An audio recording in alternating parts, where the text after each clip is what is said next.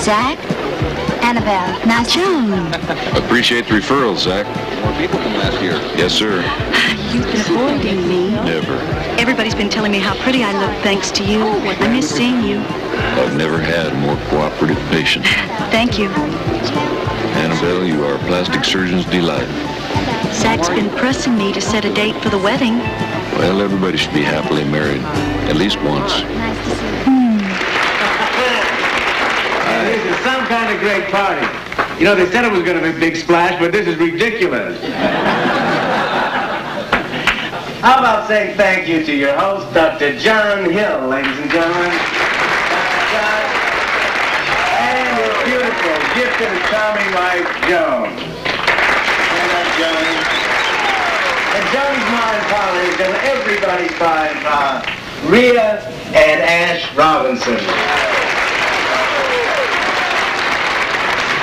Thanks so very much. You know, it's a great honor to MC the Chatsworth Picnic here in Houston. There are more doctors here than in a soap opera. In the check room, I counted 400 stethoscopes. By the way, Don Rickles was originally going to come down here and vent his spleen, but he heard about the doctors being here, thought they would rip it out. Houston is the medical capital of the world, and I know you're proud of that. You know, there are more hospitals here, more hospitals than movie theaters. And the biggest stars aren't Paul Newman and Gregory Peck. They're Dr. Denton Cooley, Dr. DeBakey, and Dr. John Hill, ladies and gentlemen. Right. Actually, Doctor, when the party's over, I could use a lift, and I'm not talking about a ride to the Houston Travelodge either.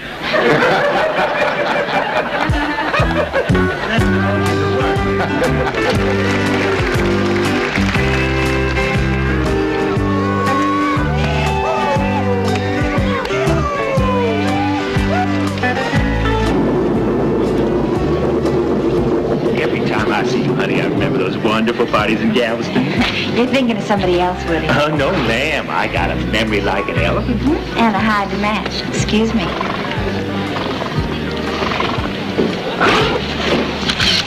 Bill Destiny. One true love. Yeah, she's faithful. Performs predictably on a tight rein.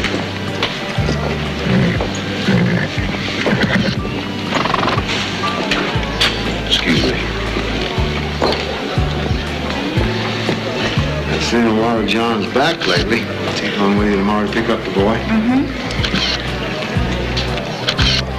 Thanks, Paul. What?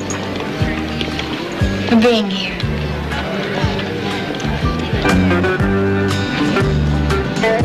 What do you think? Amateur job? Did it myself. Give yourself an appendectomy. Out in the oil fields, 500 miles south of nowhere. Not a doctor in the next 5 counties. Think he's on at some fancy party in Houston.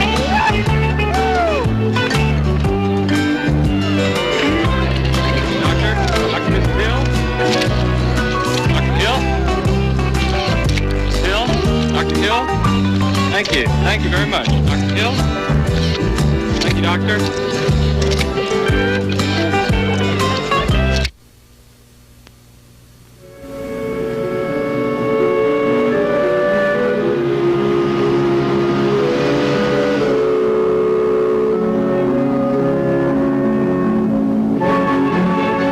Stop at the motel. Maybe take a swim before we get to the camp. Luke's expecting us.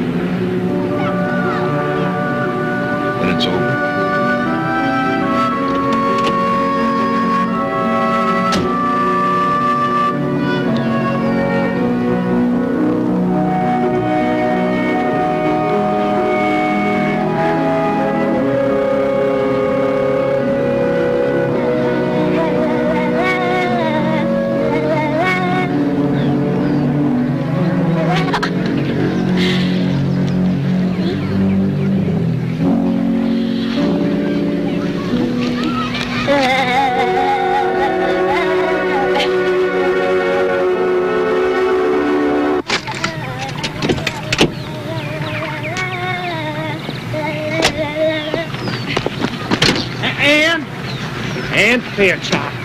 Oh, hello, Woody. Oh, wait, it isn't Fairchild anymore. You got married. About 15 years ago. Well, I got to meet this lucky husband of yours. You'll have to go to East Texas. We're divorced. I really have to. Woody, emergency over camp headquarters. They need an OB man. Emergency? Someone's having a baby here? Yep.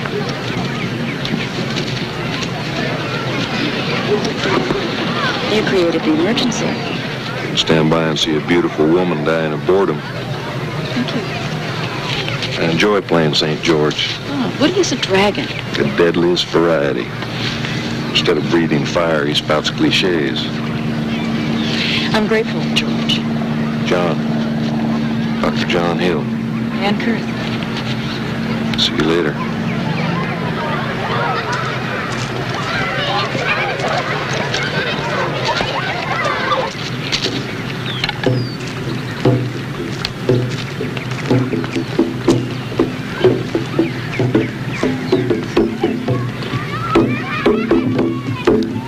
Let's go look at the Indians, okay? Come on.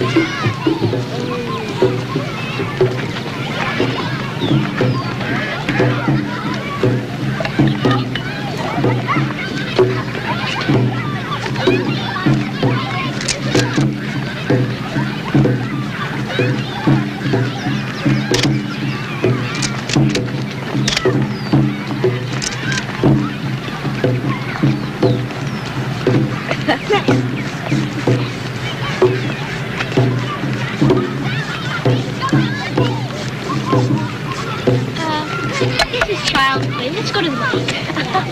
Come on.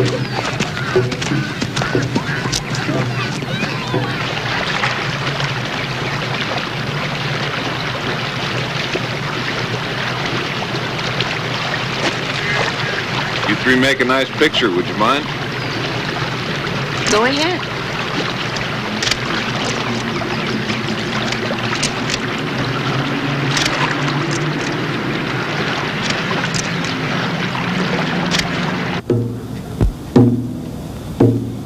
If you really, really so we can't kill. This is a silver. Let me fix you a drink. Thanks.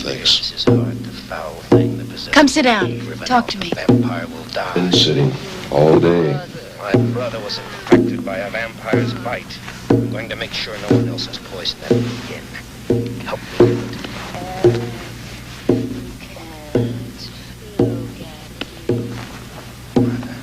Don't stare at me like that. Your That eyes- beaver's not going to rescue you tonight. I doubt there are any emergencies here. Need some fresh air.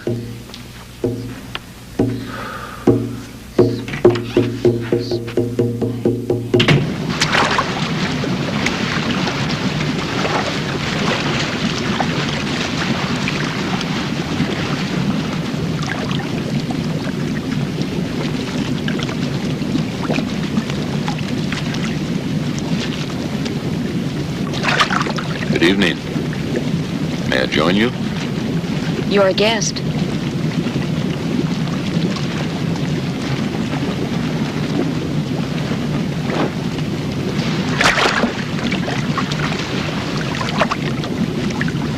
I'd like to apologize For what?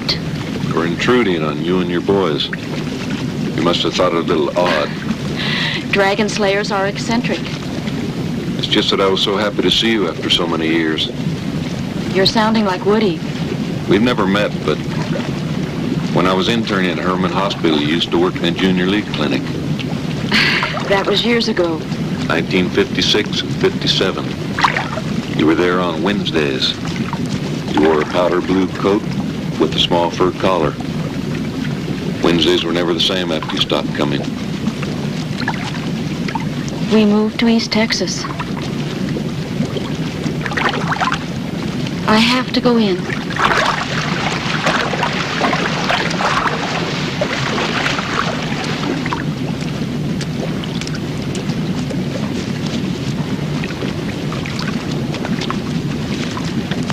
Night. Good night.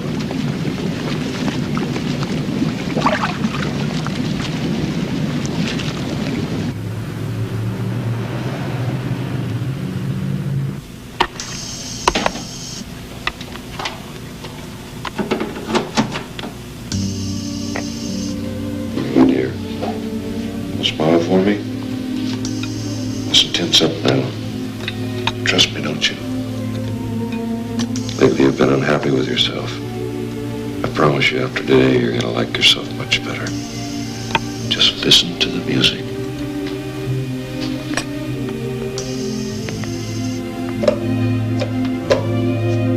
Hold, please.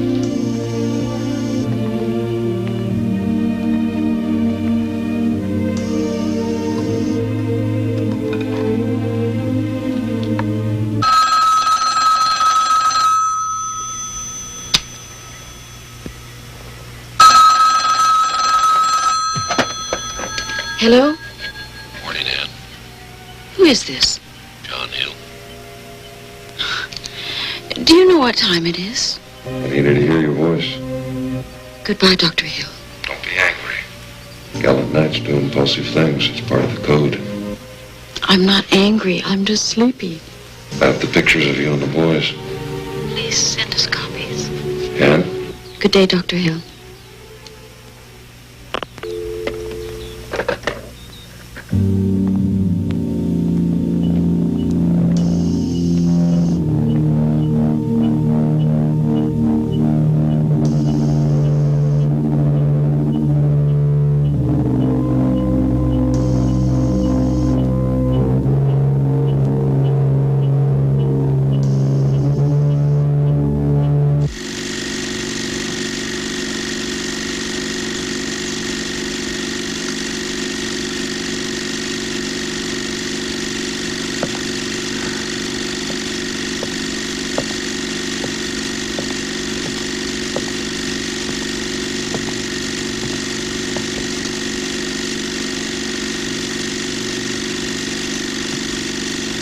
What are you doing?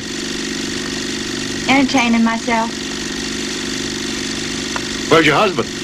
on his rounds. He's on his rounds.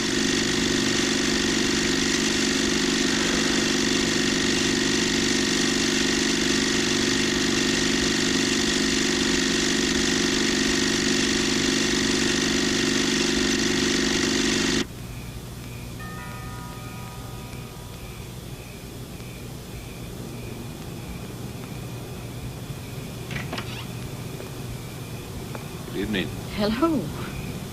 I don't take no for an answer. In that case, you better come in.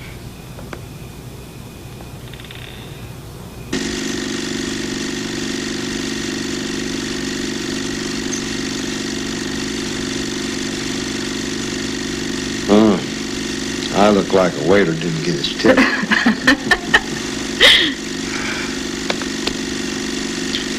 Turn that thing off. I don't like watching a dead man still walking around. Poor Julian. Yeah. Gone and soon forgotten. He didn't fit in the plan anymore. What plan? Plan are you talking about? John's master plan. He's got one, you know. He's reshaping the world till it suits him. His kid brother, being a switch hitter, was becoming an embarrassment to the successful plastic surgeon. So, Julian obligingly took an overdose. John was very good to Julian. John manipulated Julian.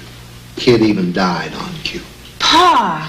People are important to the doctor as long as he can use them to get what he wants. And, honey, what he wants, he gets. This room. Look at it. He wanted it and he got it. How much money has he already sunk in this dry hole? I don't know. Well, I'll tell you one thing. That old country boy wouldn't have his music room, or this house, or any of it if it wasn't for you. Pa, you want to look at some pictures of me and Belinda? Sure, honey. Sure. You want to?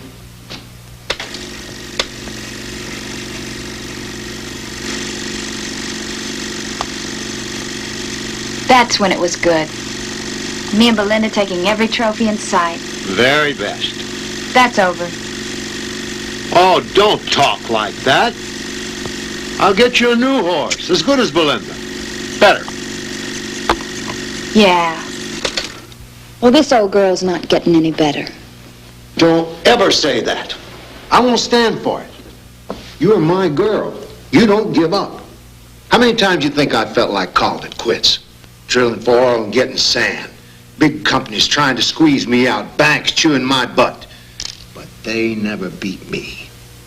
Things go bad, they're bound to turn better. They will, I promise. If I ever promised you anything you didn't get.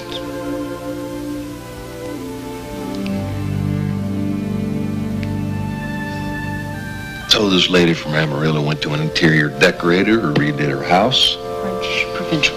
Spanish Baroque. Then she went to a psychiatrist and he redid her mind. Early Freud. Just a touch of Jung. And I was supposed to rethink her face. Neo Loretta Young. Or Gertrude Stein. Oriental wind chimes. I beg your pardon. When you laugh, that's what I think of. Spring mornings, dew on the grass, and wind chimes. You're a most unpredictable man. Thank you. You take that as a compliment? After you've known most people for a very short time, don't you know exactly what they'll say, what they'll do? There aren't too many surprises. Lethal predictability. Death on marriages. Children are different. With the boys, I never know. Does the unpredictable male adult threaten you? No. But the unpredictable married male does give me pause.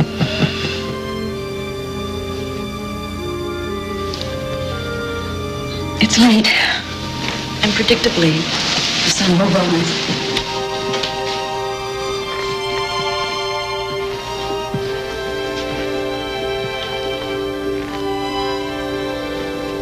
Thanks, Ann.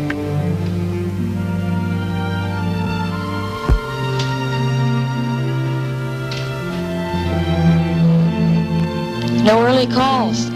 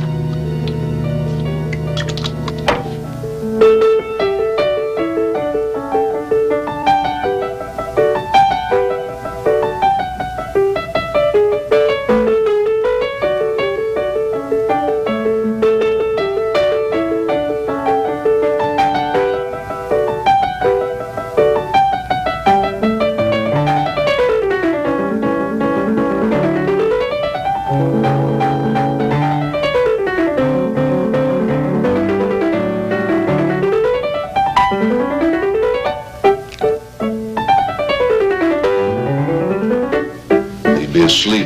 I've been waiting for you. Have a recital next week. Won't you practice tomorrow?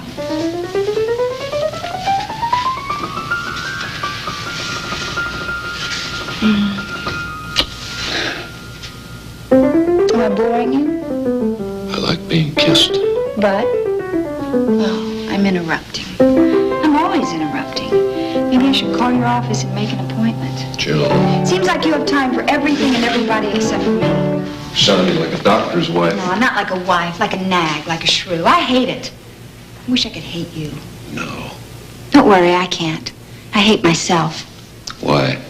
Because I'm not a good wife. What are you talking about? Stop this. Most of the women I know envy you. You're beautiful. You're smart. The toast of Houston. The toast is getting very stale. It's late. The hours after midnight, they can be very rough. Unless you're with somebody you love. Look, you go back to bed. I'll be there in 20 minutes. If you drift to sleep, that's fine. I'll wake you. It's nice when I wake you, you're a little drowsy. 20 minutes? Yes. Okay.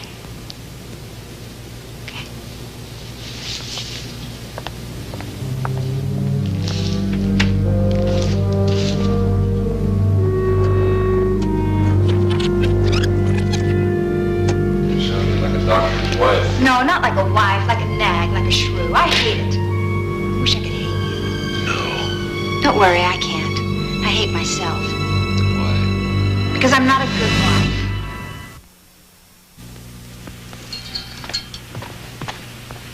For you, Mrs. Kurth. Thank you. Yes? Diane, It had to be you. I'd like to pick you up when you're finished. I have my car here. May I follow you home? My parents are coming for dinner. I'd like to meet them. Not tonight. What's your favorite flower? Oh, please, no flowers. I have a house filled with roses. From Jack Ramsey. How did you know that? I'll see you very soon.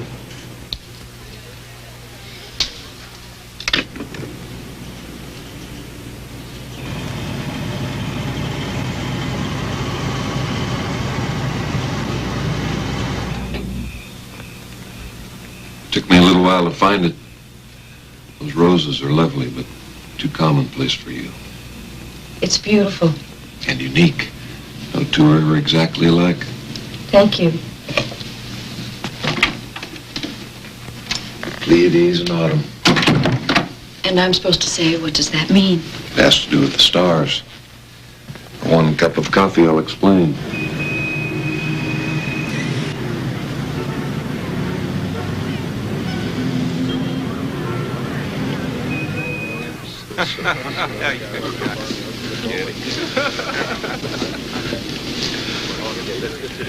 Ash, I'm glad to see you here today. I'm here every day, Henry. Only place left in Texas where a man's privacy is respected. Ought to rename it the New Alamo. Nothing here but holdouts and diehards. Ash, I got a little problem. I can recommend the best urologist in Houston. Now, my problem's financial. Got $500,000 cash I have to invest before the first. I'm sure it was come by honestly. Now, you had some leases out on Wagnall Flats you wanted to unload? That was 3 years ago, Henry. Find someplace else for your $500,000. Henry's living in the past, trying to buy oil leases out at Wagnall Flats for 1965 prices. How's Rhea? Oh, tolerable. And the girl? Joan's fine. Why am I lying to you? She's not fine. Third marriage and it's not working out. But it's going to. I intend to see to it. Say, you hear about Charlie Tabor? What, $2 million worth of them French and Italian paintings? Man's colorblind. Great investment, he says. Great!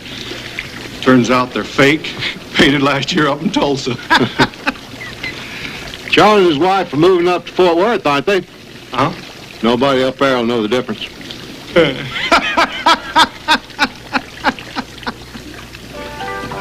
Oh, good, good. Yo, come on, man. Get him over the corner.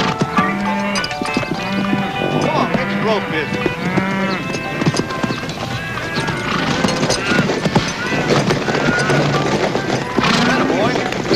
Attaboy, cut him. Come on, Jack, come on.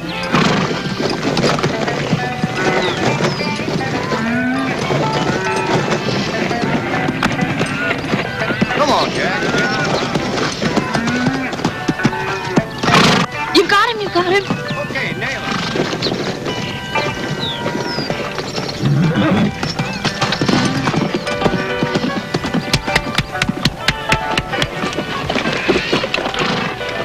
You haven't lost your touch. You inspire me. I need you around here all the time. I'm gonna put you on a payroll before somebody steals your way. I'm still not looking for anything steady, Jack. You sure? If I change my mind, I'll tell you. Good doctor cut me out? No, We've been seeing him. everywhere I turn. Maybe you and I should take a little intermission, Jack. Sake. I thought he was rope tied and branded. He's talking divorce. That kind of talk is easy. I'm free now. Don't crowd, Jack. Okay, but be careful, all right? I mean, you hear some weird stories about Hill. Oh, in Houston, you hear weird stories about everybody.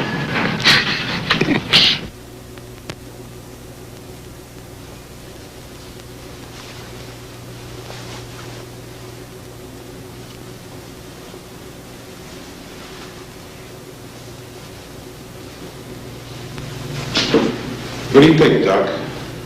Well, we can restore the line of the nose, change the eyes, modify the jawline. So when you're all done, I'm gonna look like Cary Grant, then? Or maybe like you. In my own image. Yeah, I wouldn't mind. The bone structure's too dissimilar. Hey, Doc, anything you do with my face, it's gonna be an improvement. Anyway, you're the guy that fixes God's mistakes, no? You should write advertising copy. Yeah, you know, I was telling my old man the other day what you were gonna do. He said, why? Maybe he likes you as you are. Nah, what he meant was you make big bucks up in Houston. What do you want to waste your time with me for? This isn't a waste of time, Cassini. I can try new techniques here that I can't with my regular patients. Gives me a chance to learn. Maybe help somebody at the same time. I'll be back next week. We'll start with the nose. I'll be here. You can count on that, Doc.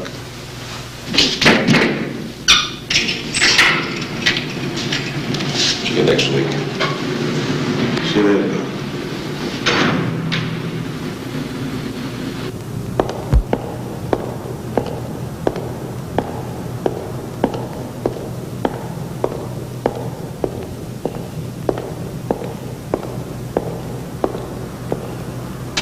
Guard. Guard! Over here. Guard! Oh, guard! Oh, guard! Come on, boy. Come in here. We're at Come on, man. You look like Come on. Okay. Guard!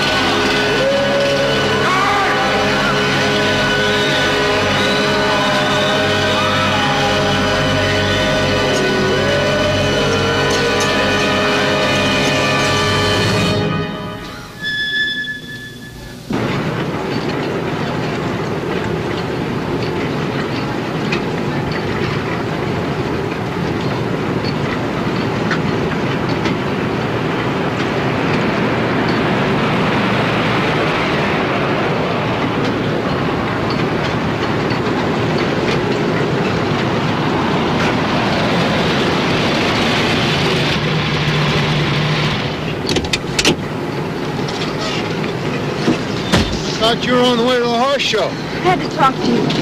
What's wrong? Everything. What the hell am I doing? Why am I going off to a horse show when things are the way they are between John and me? He does as he damn well pleases. I expect you're doing likewise. Yeah, I guess that's it. You know, I'm not happy anymore unless I'm in a ring on a good horse. So do it. When I'm not in the ring, when I'm not riding, I get so lonely. I'm coming with you. I said I'm coming with you.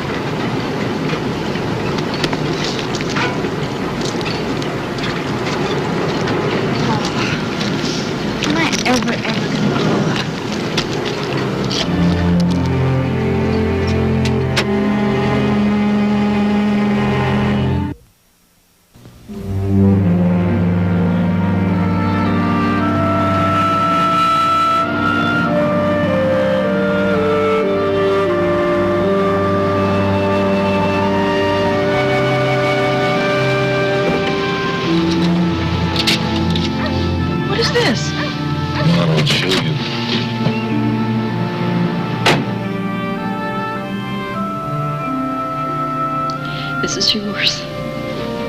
And I filed for divorce. I'm starting a new life here.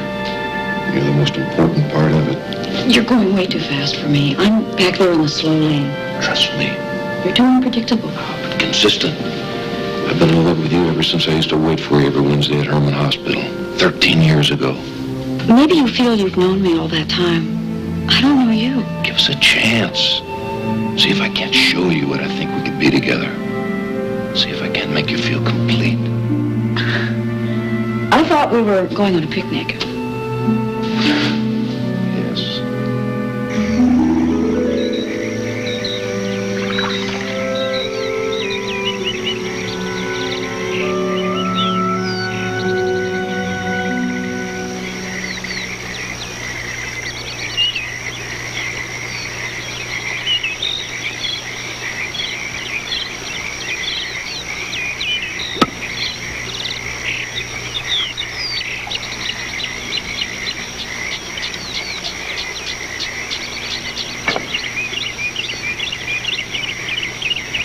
I love you. This is nice, being here with you. I need you to know me, Ann. In a way nobody else ever has. Let's not go back to Houston tonight. Let's just get in the car and head west. John. Maybe we'll end up in San Antonio or El Paso or maybe Shangri-La. What about your patients? I can fix that. I can fix that. Please, let me have this weekend with you.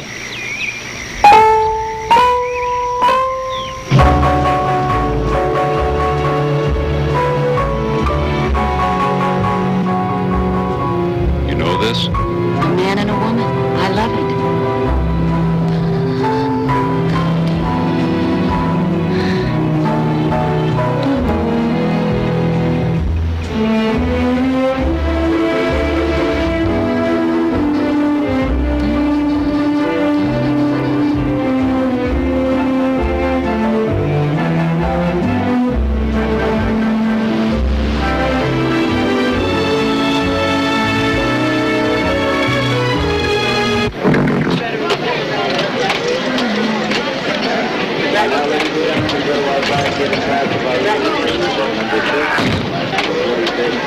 Okay, let's go. Come on. Hey, how you doing? Andy, you want some ribbons, huh?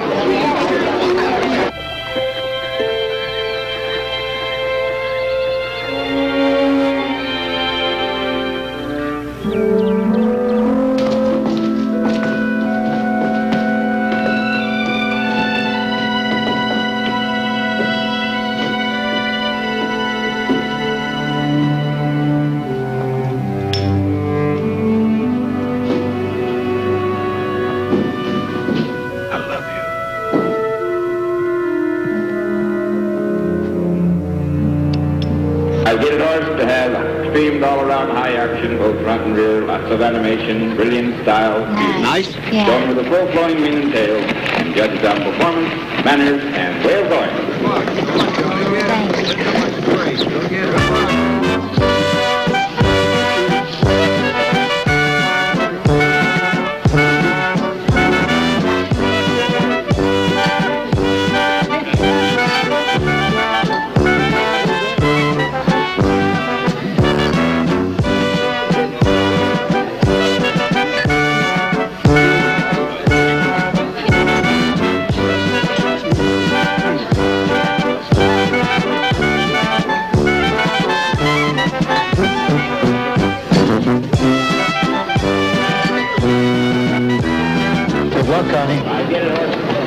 Thanks, Pa.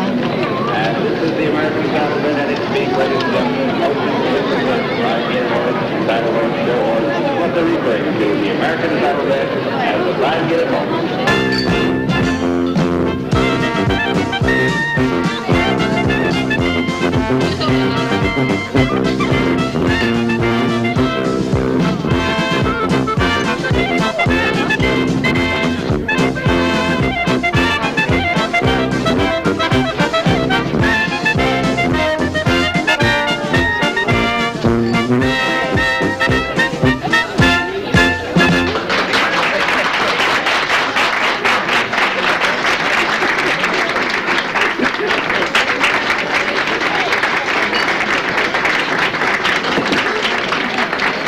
Coming into our ring now, Joan Robinson Hill on Beloved Belinda.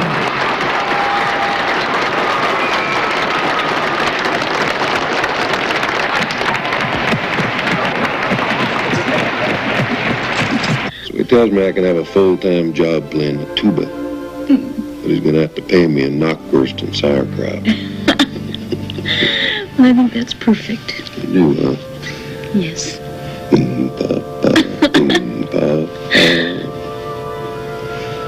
I'm glad you're here. Yes. I feel like this is the first day of my life.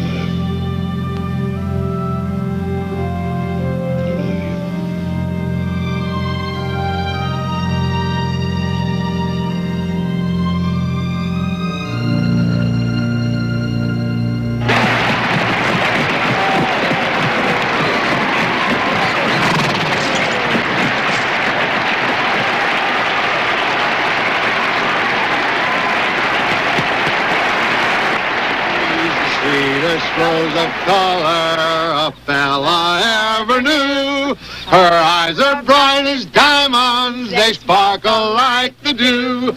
You may talk about your dearest maids and sing of Rosalie, but the yellow rose of Texas beats the bells of Tennessee. Yes, the yellow rose of Texas beats the bells of Tennessee. And once more, the yellow rose of Texas beats the bells of Tennessee.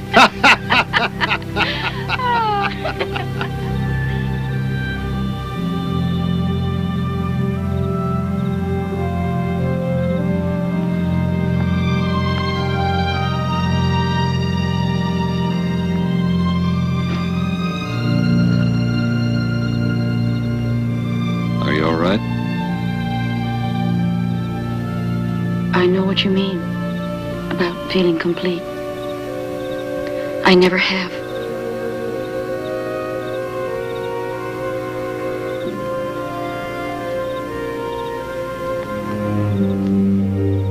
I love you.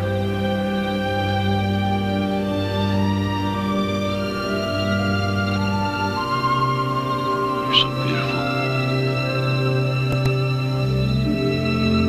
I don't give a damn if the doctor is in consultation. You tell him Ash Robinson wants to talk to him now. That's right, immediately. Excuse me. I told him to hold my calls. Story of my life. Yes? Oh. Very well, put him on. Just take a moment. John Ash Robinson, I want to see you at my house tonight at 8 o'clock. Sorry, I can't make it. I'm not giving you an option. You be there or you'll lose everything. I promise you'll never see Boot again. Is Boot sick? Just be at my house, 8 o'clock tonight.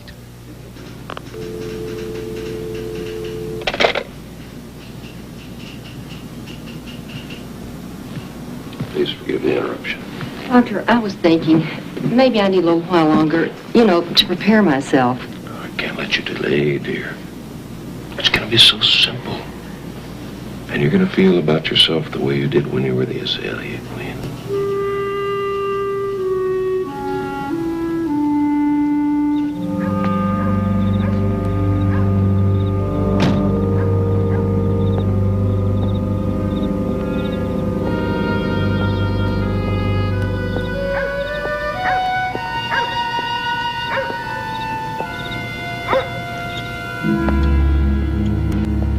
Let's get down to it. Let me start by saying this is my last command performance here. Is that right? From now on, when you crack that whip, I don't jump through the hoop. I hear you found a new trainer. I've just taken control of my own life. I'm making the decisions now. For me, for Joan. And you decided on a divorce. That's right. Shouldn't you have talked it over with Joan? It's her marriage, too. She knows this is best. There's been nothing between us for too long. What about Boot? You'll be better off in the long run. As simple as that. You got all you want out of Joan and out of me, and now it's time to move on. Ash, I wish I could make Joan happy. For 10 years now, I've tried. Now it seems like the fair thing to do is step aside and let her find someone else. Very generous, Doctor. Of course, for consolation, you have Ann Kurth, the big house down the drive, the $1 million music room. We'll work out a fair settlement. I worked it out. This is between me and Joan. We're talking money, Doctor. My money. Money that changed you from a greenhorn country boy to a big city know-it-all. The money that put you in that big house and started the music room. I'll repay whatever. You separate from my daughter, and you'll deed all interest in that house to Joan. You'll agree in writing to make all payments until it's clear. You'll take out an insurance policy to pay for it in case you should die suddenly. That house never meant anything to Joan. It does now. The party's over, Doctor. You've had your fun. Out to stud at 40. A lot of men try that at your age, Joan understands. Now tonight, you go home. Be a good husband, good father. We drop both these divorce actions. What do you mean, both? Joan's countersuing. Unless you do as I say, exactly as I say, there's going to be one hell of a court fight. And your new lady love and her children are going to be right in the middle of it. Don't drag Ann into this, Ash. She's already been served a summons. Now, you fight us, Doctor. When it's over, you're not going to have Ann Kurth. You're not going to have the big house. You're not going to have the music room. And you'll be finished in Houston. And Joan wants me back. On these terms. She's waiting for you at your house.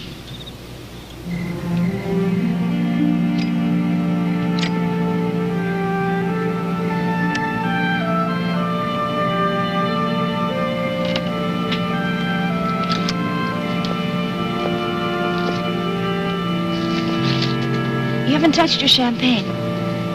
You me.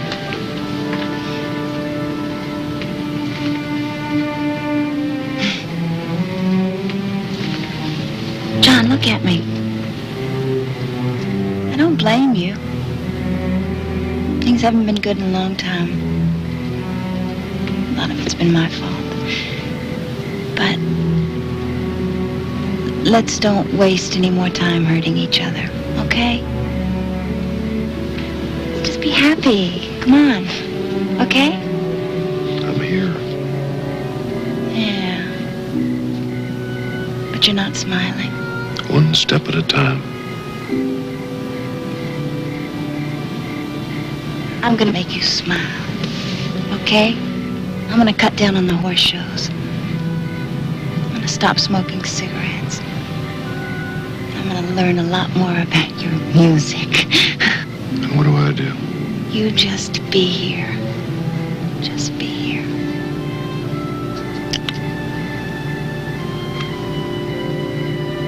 There's a man who's been calling. He has this crazy piano, you know, has a real funny name. Busendorfer.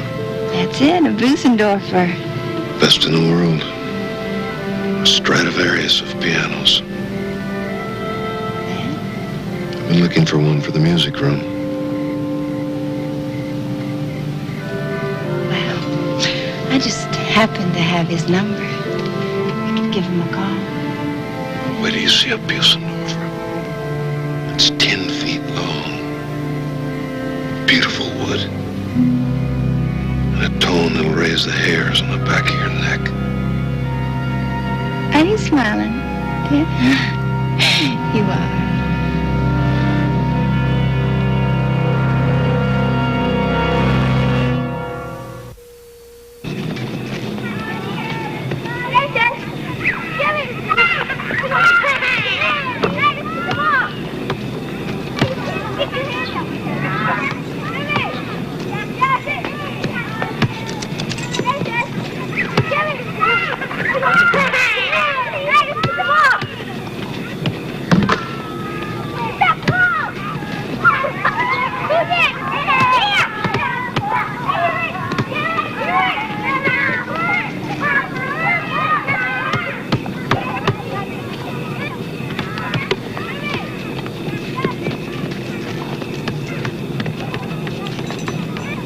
What's happening, John?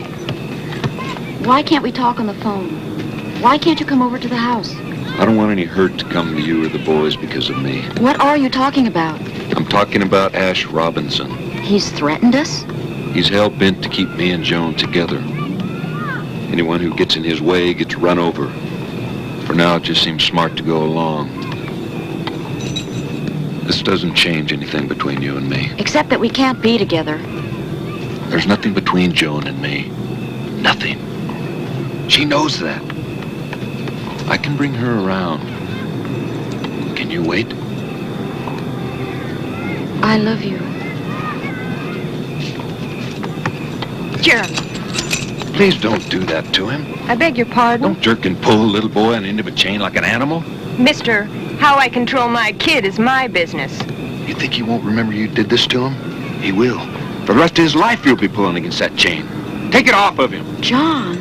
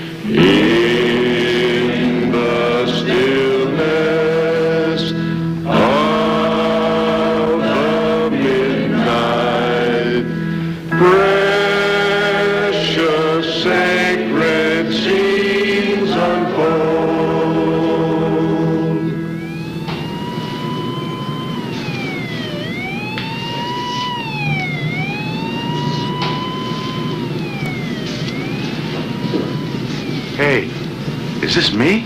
Are you pleased? Yeah, it's just, a shock. I look in the mirror and I see a stranger. I developed a new technique for treating hooded eyes. You did make me look a little like you. Yeah, Dr. Caselli. Dr. Caselli, sure. I'd be more like that doctor in the movies.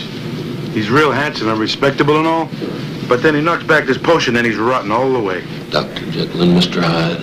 One of my favorite stories. Who'd ever guess Hyde was in here? We all have two sides, or more. If I can ever do anything for you. Next time you're on parole, give yourself a break. Did you ever go the other way, Doc? Take a good-looking guy and make him ugly? Not yet. Ho, ho, ho!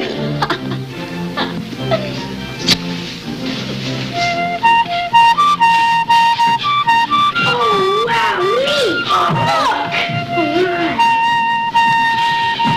Merry Christmas. Merry Christmas. Merry Christmas. What's that? That's your piccolo, from me to you. Wow, thanks, John. You're welcome, Mel. Nothing happens. I'll teach you. I'll get my tuba and we'll play a duet, okay?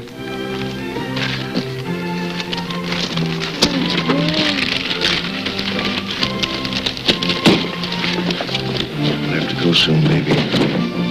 Merry Christmas. Merry Christmas.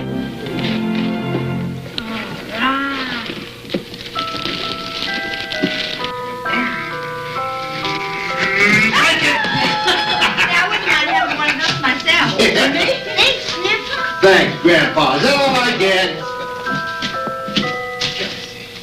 My husband has such good taste. Here, Boost.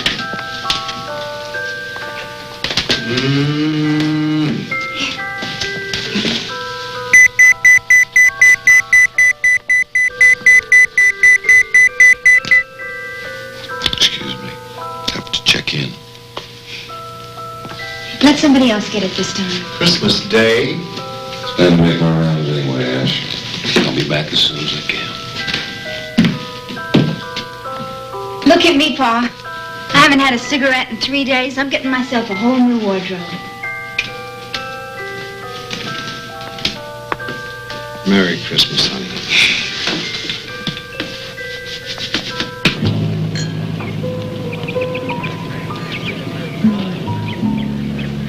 told John we were having lunch here.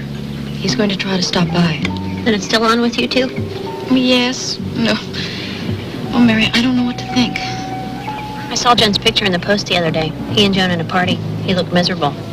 I know the feeling. He wants to marry you? If Joan will be reasonable. Excuse me, Mrs. Curley, these are for you.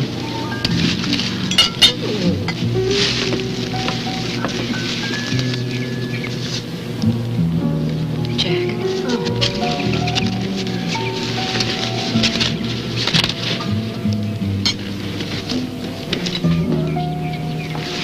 What's the occasion? Seeing you? Thank you. Jack, you know my cousin Mary? Hi. Hello? How are you? How you doing? Oh, getting by.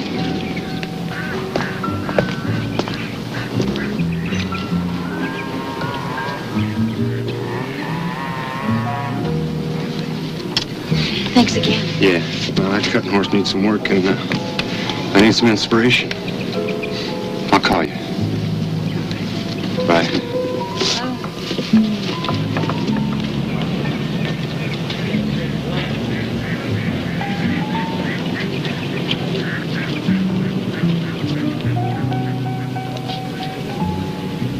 I'm sorry, Mrs. Hill. The doctor's in surgery. You can't be disturbed. Thanks, I'll hold. Just kidding.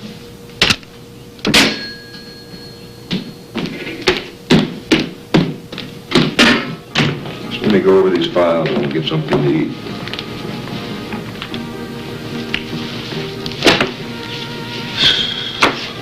Enjoy your lunch? Yes. Mary was hoping you'd manage to stop by. Just you and Mary? Yes. I told you she invited me. Of course.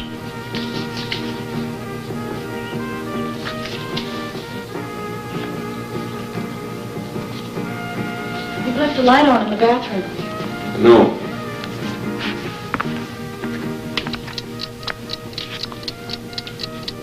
Raising your own penicillin?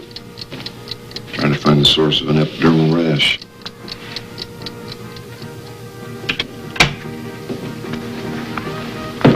Planning a trip to Mexico? I go down there often.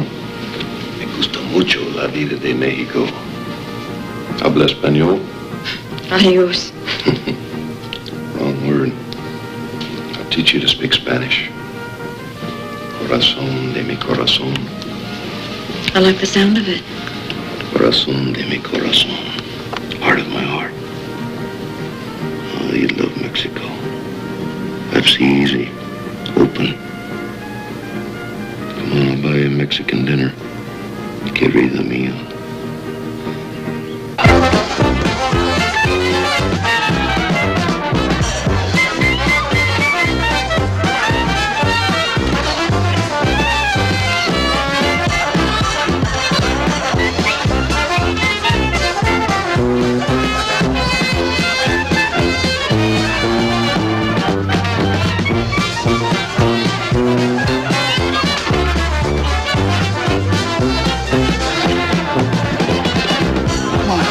Come home, my baby, won't you come home?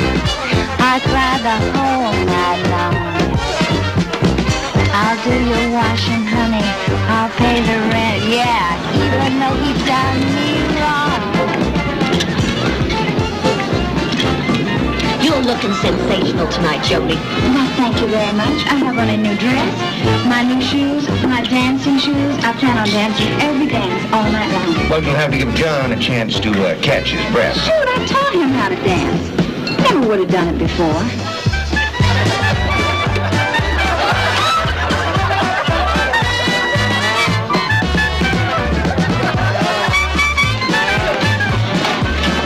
Hey, Doc.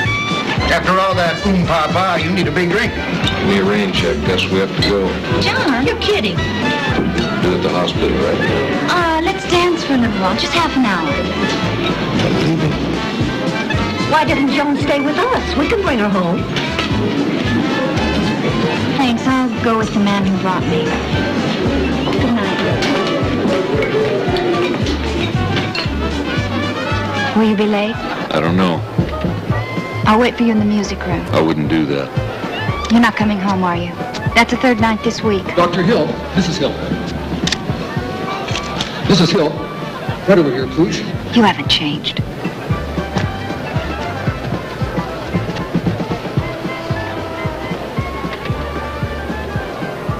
Get up. Is there something you're not telling me? Maybe you're the one that's hiding something, feeling guilty. What do I have to feel guilty about? Maybe you've been seeing Jack Ramsey. No, I haven't. But if I had, I wouldn't feel guilty. You're using him to pressure me into doing something about Joan. Pressure you? I've never pressured you. 6 months, 7? When have I put any pressure on you? Well, you don't do it, obviously, but you have your ways. I feel it. You're doing this to yourself, and I don't want to stay here and watch it.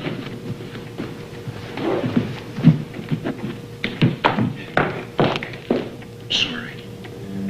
I'm sorry. I love you so much. I get so afraid that I'll lose you. Don't blame. Just listen to me. Just please. Stay here. Stay here. Be with me.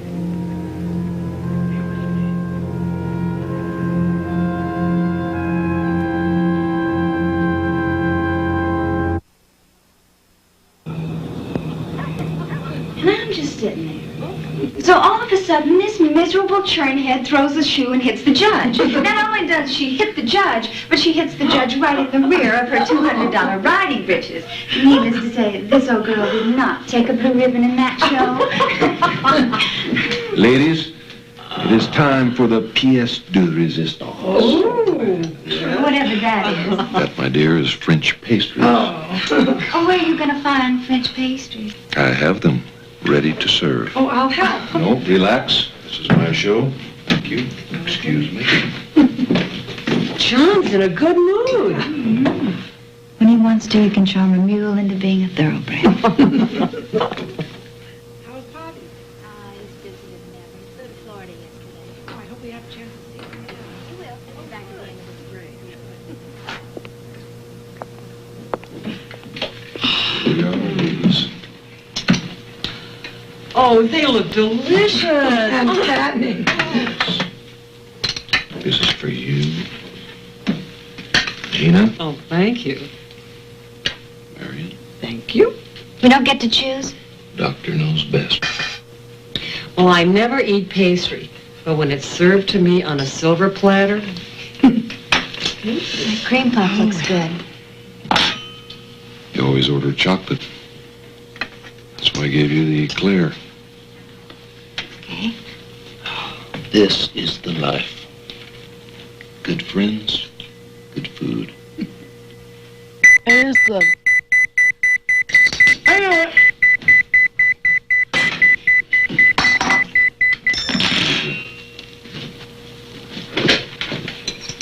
I hear that damn thing in my sleep. Come on! Whenever I'm happy, close to having a good time, I hear beep, beep, beep. I can't stand it. John Hill.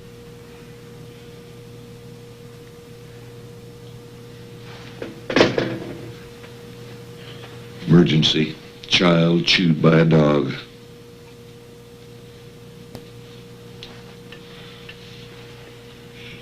Sorry. I'll be back when I can.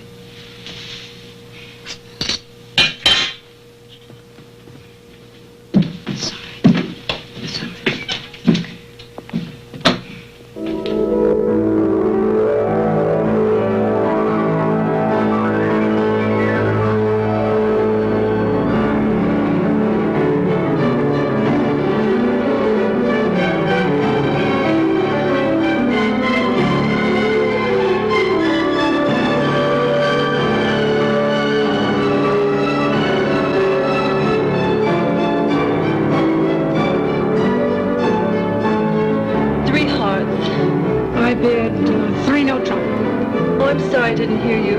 Joan, please, let's not me right now. You're not feeling well.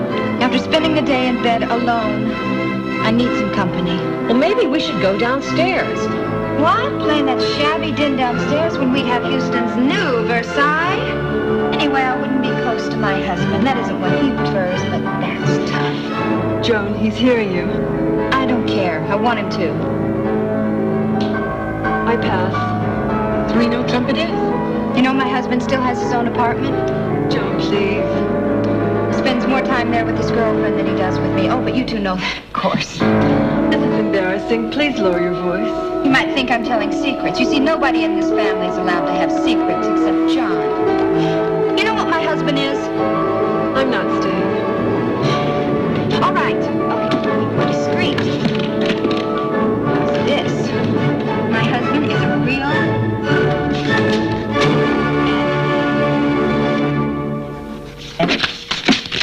And would you believe he... Paul's getting back into town on Monday, and I'm going to my attorney. I'm tired of always being the dummy. Why did you change the record? This is your favorite. Why don't you two dance? May I make up for what I didn't do last night at the party?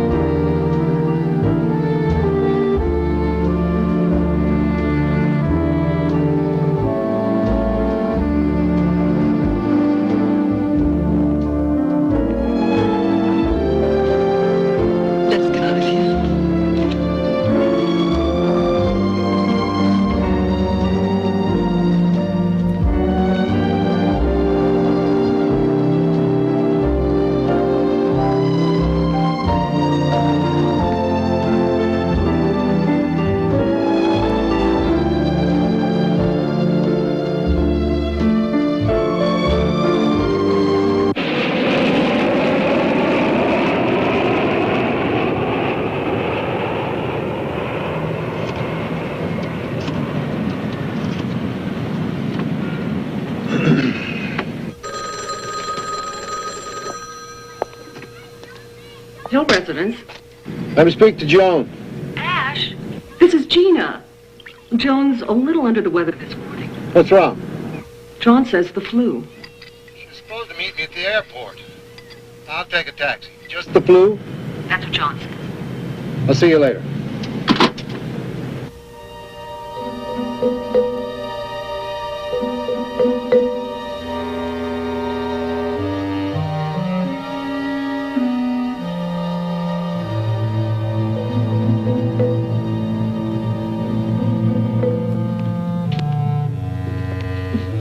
I thought you were taking it easy.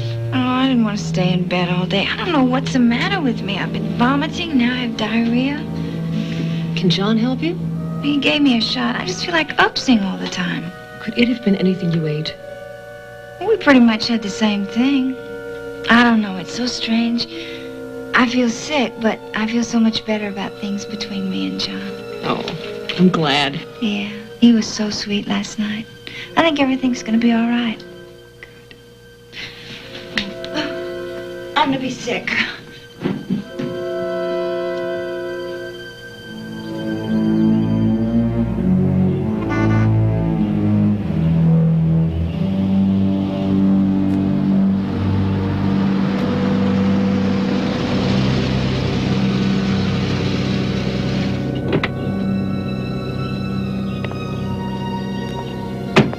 How is she? Pressed. Could be a virus, Ash. Stop by the drugstore on the way out and have some medication sent on. Wilma? Yes, Dr. Hill. Take all phone calls today. I don't want Mrs. Hill being disturbed. Come on, boy. Don't you late for school. Ash. Maybe it'd be a good idea for Boot to stay with you and Rhea until Joan's feeling better. Right.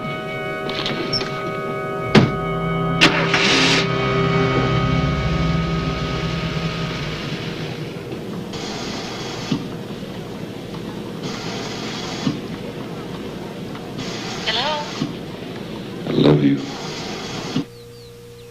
I love you. Depressed. There's no way I can see you today.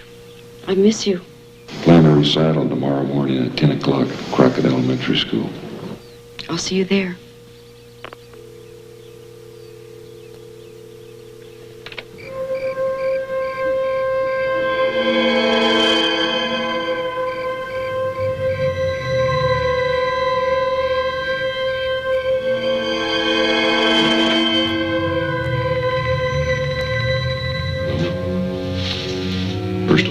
Please clean up this mess. I want you to take care of Mrs. Hill today. She can have tea, coffee, and orange juice. You understand? Yes, Dr. Hill.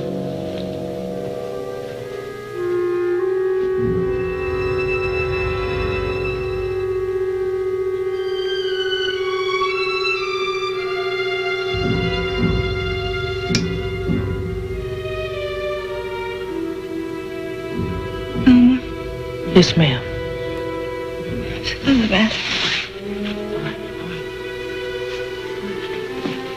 Come on.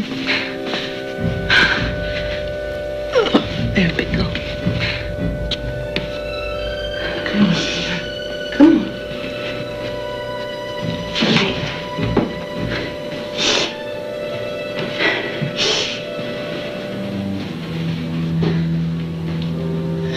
I don't know what's the matter with me. I've never been this way before. Like a baby. So helpless.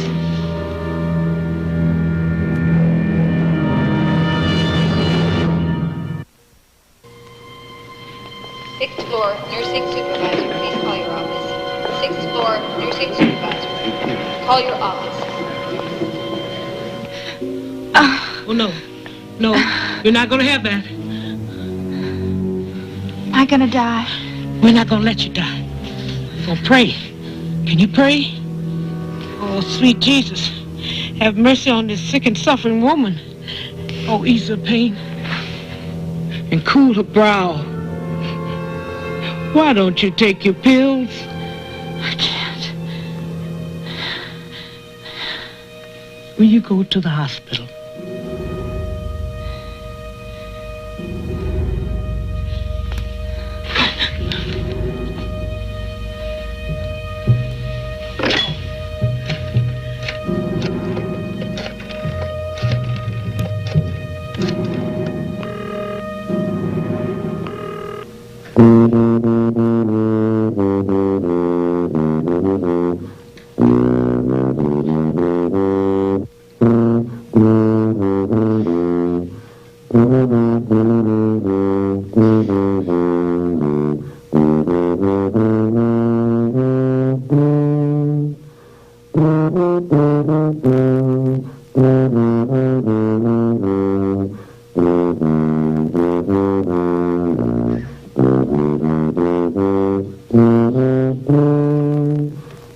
May I speak to Dr. Hill, please?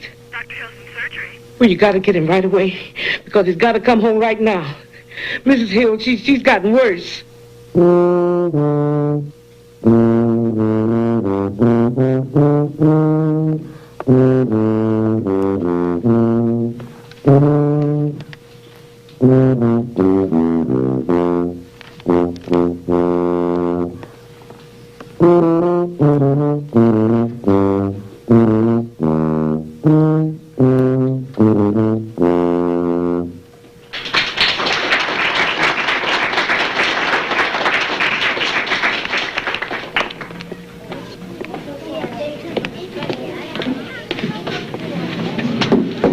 Go home.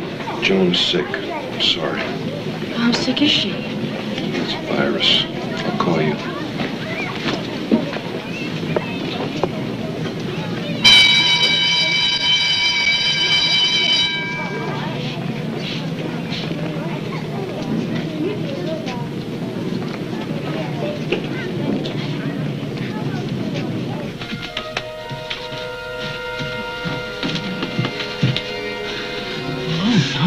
She's going to the hospital, Rita. Did you call an ambulance? I'm going to take her in the car. Can you make it?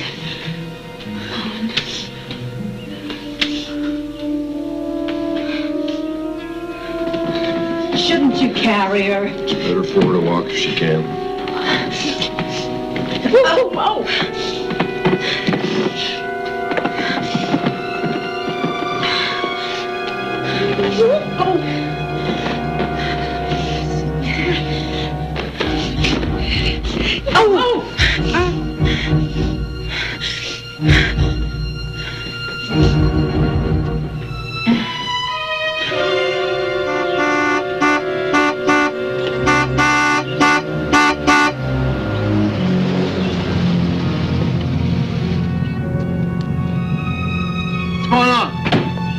hospital where she'll be properly looked after.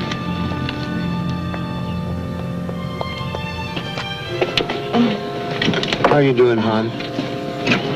Yeah. I'm going with you. I'm going.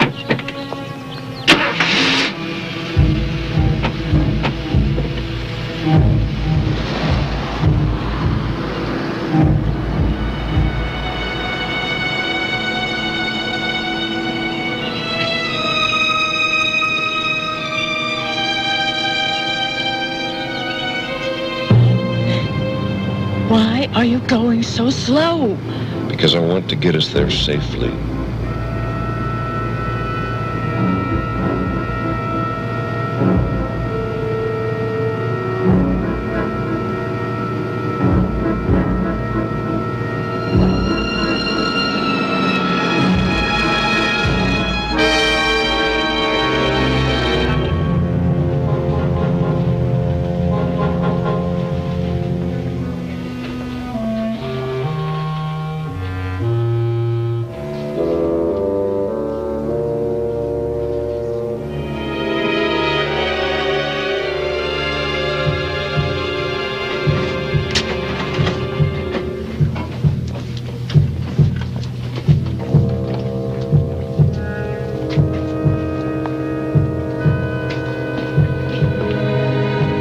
What's wrong with her?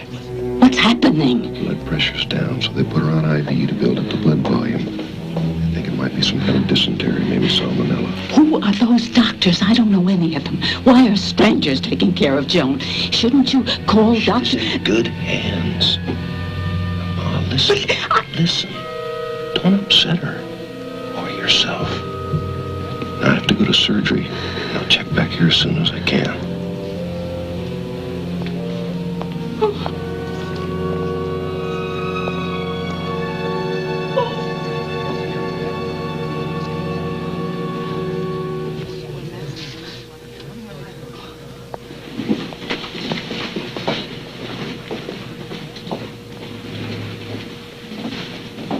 How you doing, hon? Fine, Pa. This shouldn't be happening to my healthy girl. Gotta get you well and out of here. They're treating you good? Yeah. Any doctor you need, we'll round him up. That's one thing Houston's got. More MDs than flies.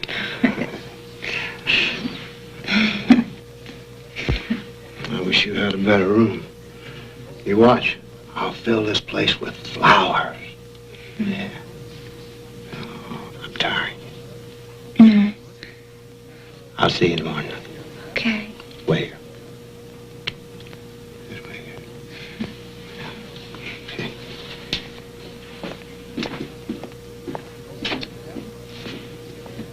Cottrell, Dr. Janet Cottrell, emergency admitting. Dr. Parker, Dr. Phil Parker, emergency admitting.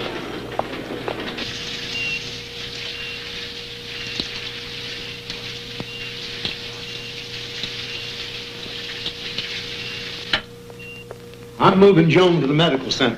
Could be very dangerous. Why did you bring her here? Because it's a fine hospital and I can be close to her. This is close? Everything they could possibly do at the medical center, we're doing right here. Tomorrow, if her condition hasn't stabilized, we can talk about moving her. She's never been this sick before. Ash, her blood pressure's rising. She'll be better by morning.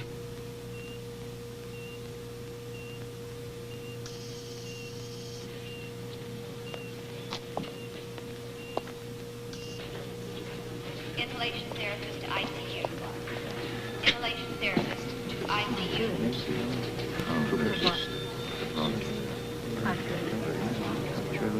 Dr. Shadle. Please call stage operator. Dr. Oscar Shadle.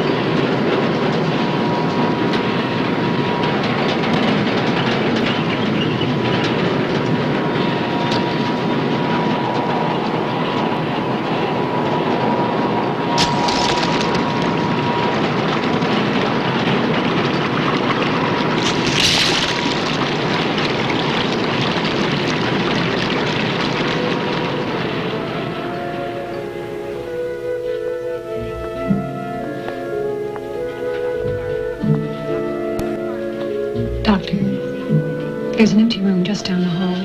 I'll call if there's any change. I'm tired.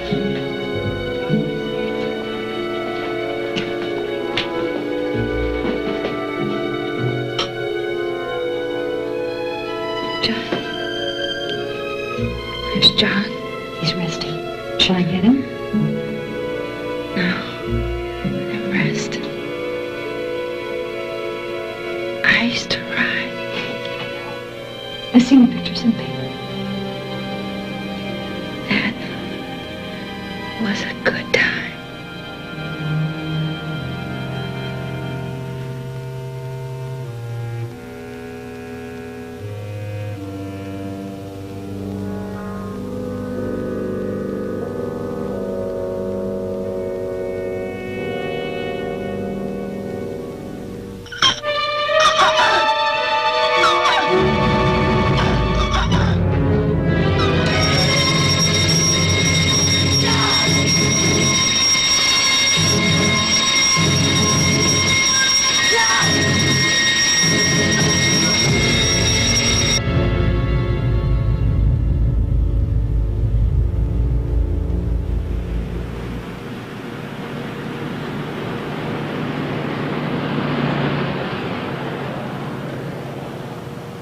I was talking to her.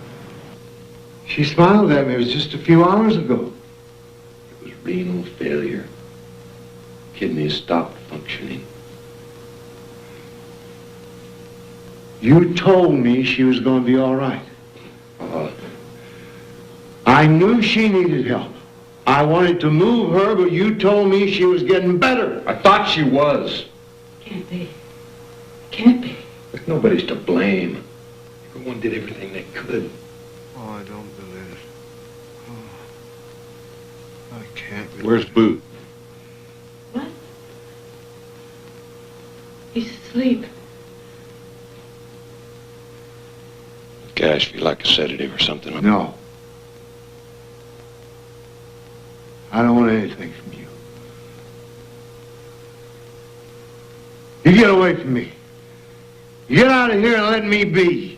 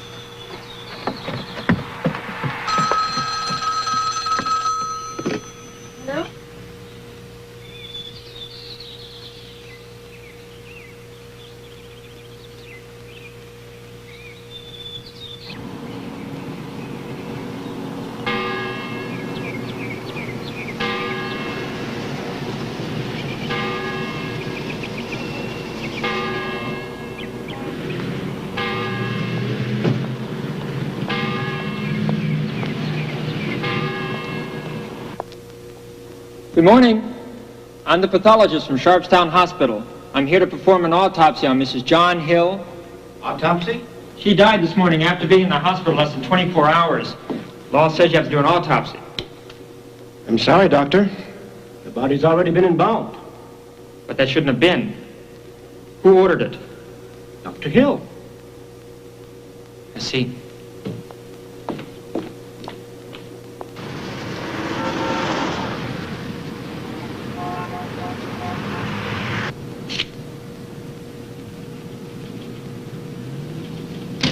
McMaster? That's me. Please. Have a seat, Mr. Robbins. I came down here to see the district attorney. Yes, sir, and you were referred to me as assistant. Please. All right. My only child died Wednesday morning. Funeral's today. Yes, sir, I know. I'm very sorry. I want an immediate investigation into her death, and don't tune me out as a crazy old man. You hear what I've got to say. Less than a week ago, my daughter was in perfect condition. She was suddenly taken ill after eating French pastries practically hand-fed to her by her husband. He's a doctor, plastic surgeon. I know, Dr. Hill. I've got witnesses to this pastry hocus-pocus. Starting Saturday night or Sunday morning, Joan began vomiting, had diarrhea, fever. Her husband did not call in another doctor, tried to keep everybody else out of her room. Tuesday, when he was forced to take her to the hospital, he chose Sharpstown, where there's no intensive care unit. She was treated by doctors who have never seen her professionally. 15 hours after she was admitted, Joan was dead. They rushed her from the hospital to the embalming table before an autopsy could be performed. Violation of state law. I'll get into that with the coroner. The so-called autopsy after the embalming said she died of pancreatitis. I've talked to a dozen of the best doctors in Houston, and they all say it's highly unlikely my daughter died of pancreatitis. I want this office to do something about it. Yes, sir. I'll get right on it and get back to you next week. No, sir, that's not good enough.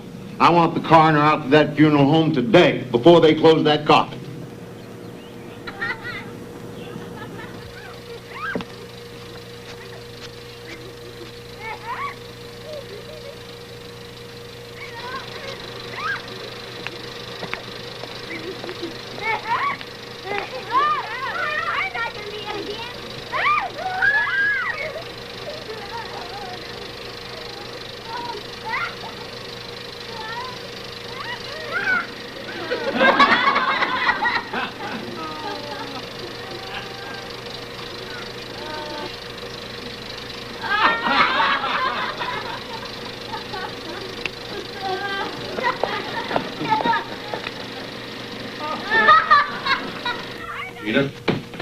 Gina, wait a minute. Sorry I disturbed you.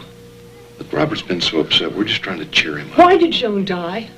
The autopsy reports she developed pancreatitis. And you're a doctor. You knew how sick she was. Why didn't you help her? Did help. She should have been in a hospital before Tuesday. I didn't know about hospitals. She didn't want to go.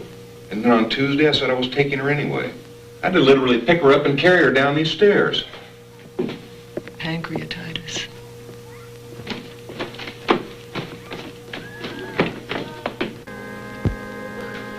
It just seems impossible. A week ago, we were with her. And she was looking so great. You feel you should take sides. John's bearing up well. It's Ash who's taking it hard. That old man is going to make some big trouble. He's been all over town. Hospitals, doctors' offices, newspapers, questions. But the autopsy reports say natural causes. Look who just came in. Well, Dr. Joe. Now, why would he come here? John's a doctor. It's a courtesy thing.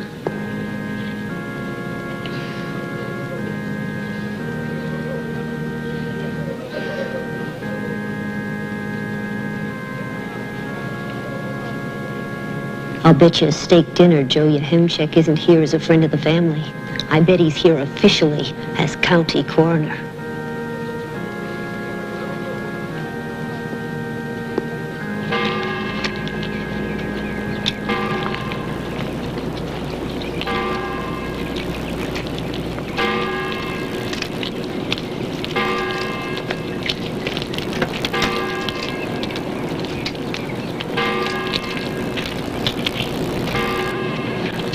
Get away from us.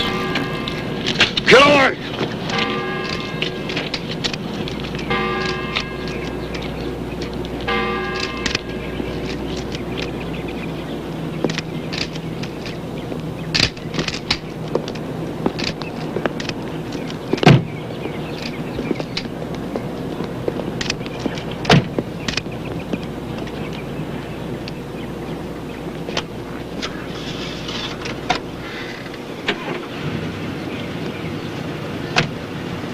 I need to clear my conscience. Praise the Lord. Please let me confess. Free myself of this burden of guilt. Amen. And find peace. My wife is dead. A fine woman. Now when it's too late for me to make amends to her, I know I wasn't a good husband. I've lived only for myself. Money, recognition, success. They came first.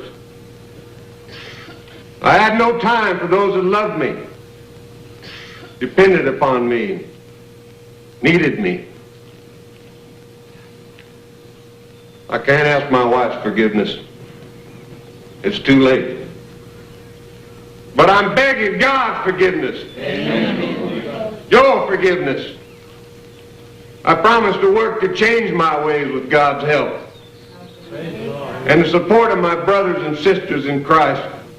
Amen. Lord.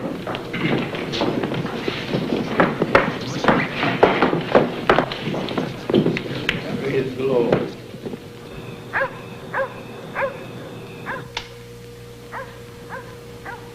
You wait right here.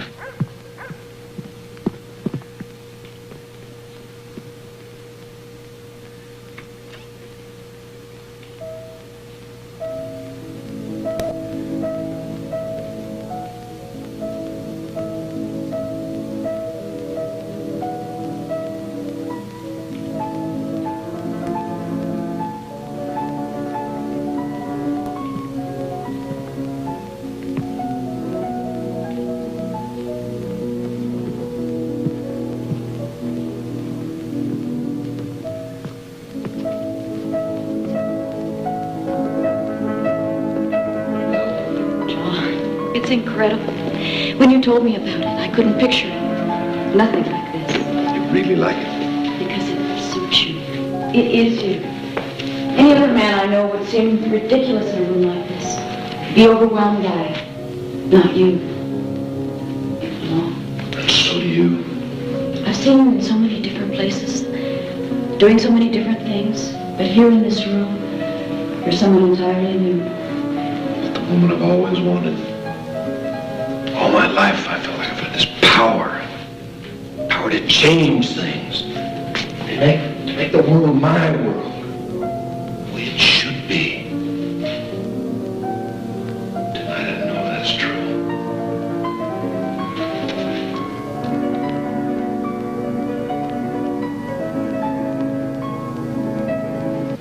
Natural causes, Mr. Robinson. You know Hill's taken out a marriage license. Yes, sir, but I've been researching hepatitis. Now, you can give it to a person with an injection, but it doesn't kill that quickly. It takes months, years. What about the patient? No, sir. The coroner ruled out poisoning based on the studies of the embalmed tissue. That autopsy doesn't mean a thing handled the way it was. Now, let's consider the alternatives. The way I see it, we have too many questions and not enough answers. The district attorney's office is prepared to convene the grand jury to investigate alleged irregularities in the death of Joan Robinson Hill. Do you, Anne, take this man, John, to love and to cherish, to honor and obey, for as long as you both shall live? I do. The rings, please.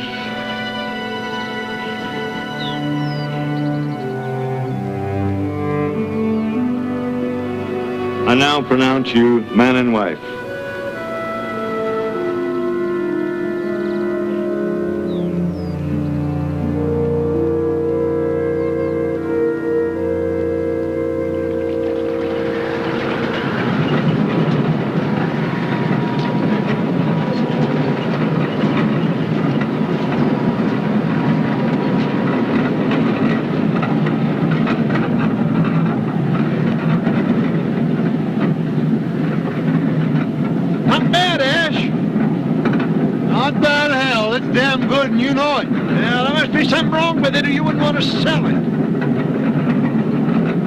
You got a suspicious turn of mind. Well, after 40 years with you.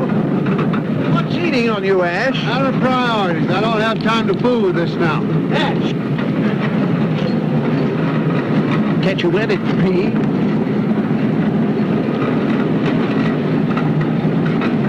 bastard killed her. Thinks he got clean away with it.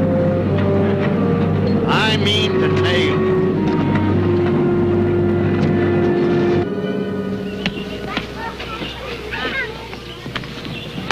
You can finish this later. I want you guys moved in before dark. Those boxes, take them upstairs. Boot, you gonna give us a hand?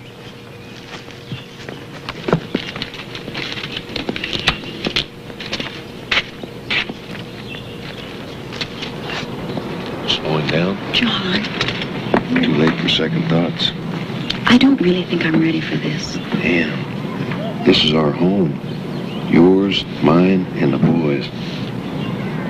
We were doing fine at my place. Too small. You're too far from the medical center. We could find another house. Nothing to compare with this.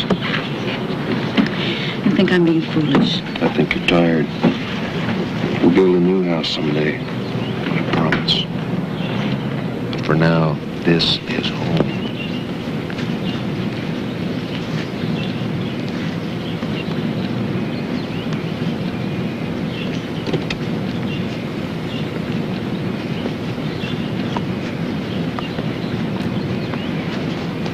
Robert, time to go inside.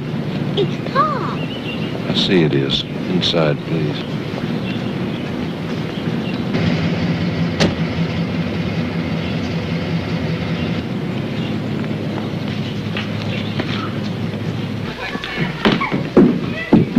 What is it? It's Ash. He parks out there by the hour. He's been following the boys to school every morning. Is it Dr. Robert? I don't know. I wish you'd help me see to it that he doesn't. Robert's so fond of him. Robert is a confused little boy. I don't want Ash Robinson filling his mind with lies.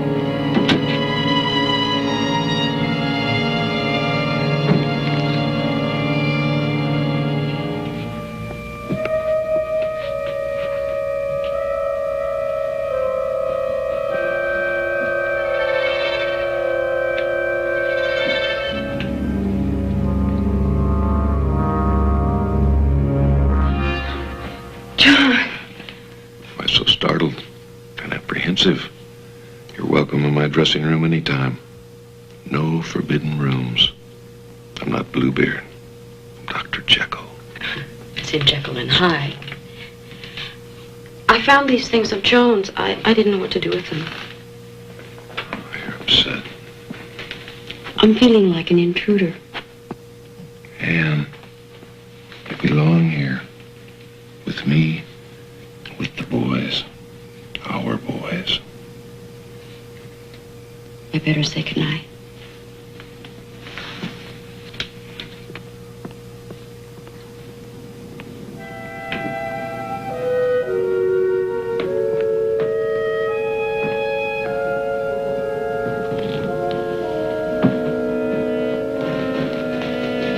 I like being with the brothers. I hope they like it here. They do. Good night, Robin. Sweet dreams.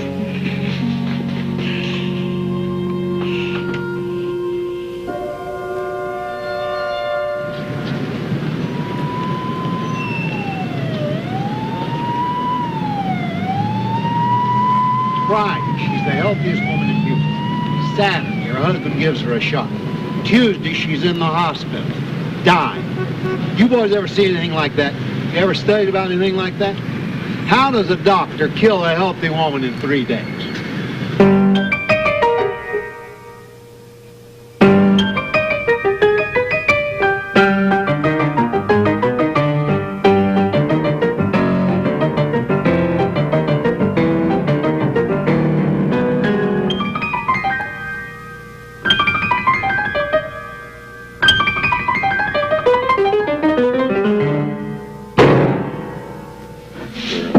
terrible. It sounded wonderful to me. But then I think you're the best.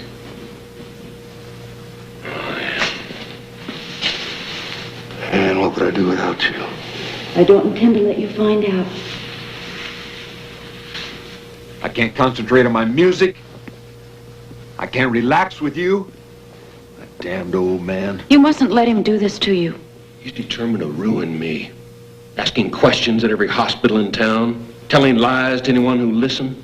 He's written a letter to the County Medical Society saying I should no longer be allowed to practice in Houston. They didn't take him seriously. I'm not getting as many referrals, and he's doing his damnedest to influence the grand jury. He could find a way he'd pay them to indict me. Have you tried to talk to him? He won't listen to reason. I thought about volunteering to appear before the jury, but there's no guarantee they'll believe me. Just give it a little time. You'd have to accept what I said if I took a lie detector test. Not the machine, but sodium pentothal, the truth serum. And not in a courthouse, but in a hospital. The district attorney could ask me any questions he liked, and maybe we could tape it. If you think it would help. Oh, baby, I want to slam the door on all this gossip. I've got to be finished with the past so you and I can plan for what's ahead. Enjoy what we have now.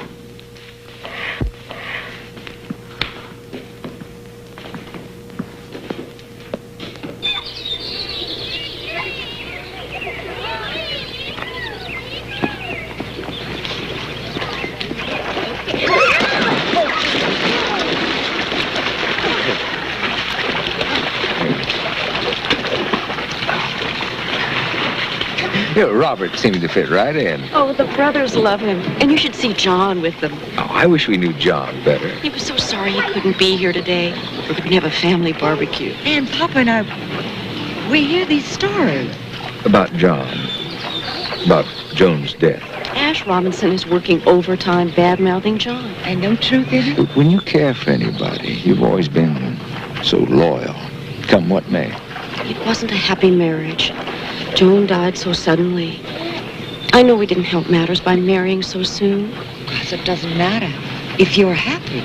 Mama, I'm in love for the first time in my life. I love John, and I hope I am loyal to him, and always will be. It isn't only John. It's Robert. It's the brothers, the whole family we have. Someday we're hoping there might be a little girl. I never thought I could be so happy. Okay? Hey, Papa, look! I don't hold my nose anymore. Hey!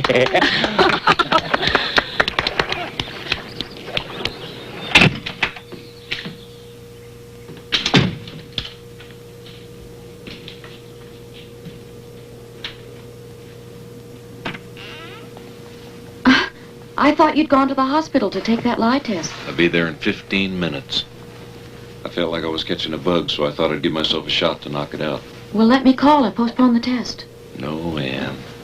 I know sodium pentothal is an anesthetic, and you shouldn't take it if you're not feeling well. Honey, everything's gonna be all right.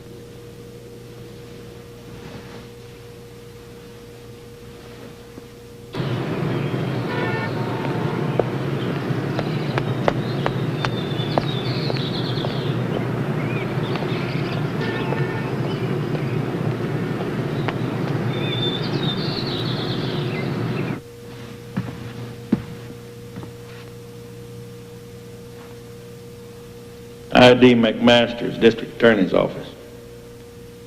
Did you give your wife a shot? Yes, sir, I gave her 2 shots. And what were these 2 shots you administered, Dr. Hill? They were prochlorperazine.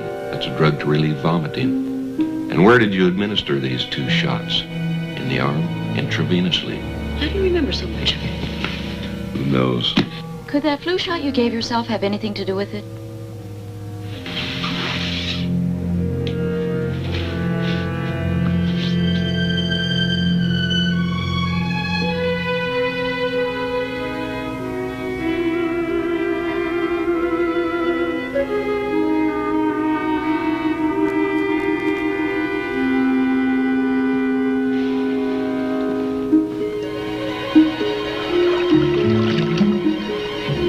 Water's just right.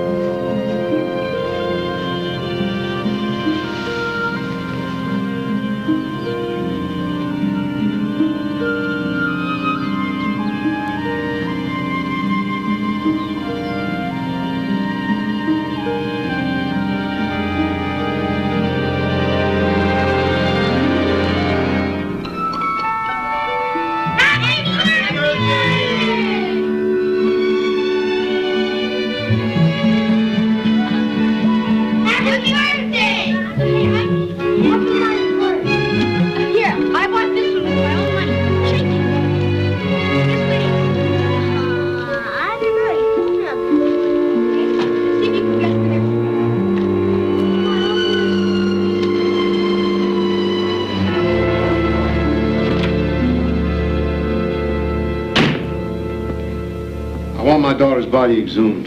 Mr. Robbins. I want the body exhumed and another autopsy performed. Exhumation is a very painful and unpleasant experience. For the bereaved. Who's grieving except me and my wife? Not the widower. Trying to influence this office with a rigged sodium pentothal test. We were not influenced. Rhea and me are willing to suffer through this exhumation. Nobody else has any right to say no. Of course, legally, the husband has a right. You know who Dr. Milton Helpern is? Of course, I've heard the name. He's the leading pathologist in the country, in the world. Chief medical examiner in New York City. I've talked with him. He's willing to come down here and perform another autopsy. He needs somebody in authority to ask him. You're talking about a very expensive procedure. I'll pay for it, pay for everything. I've already worked it out with Helpern. All I'm asking is an authorization. My daughter's dead. Nobody agrees on what killed her. Pancreatitis, hepatitis. Before I go to my grave, I have to know. I won't quit till I do.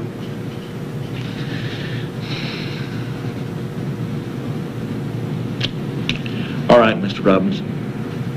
We'll leave it up to the grand jury.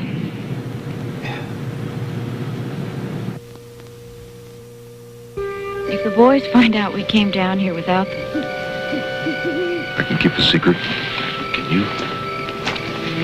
Oh, I love being with the boys, but I haven't had enough time alone with you. Lately, even when we've been together, you seem so far away. Baby, please, don't ever let anything come between us.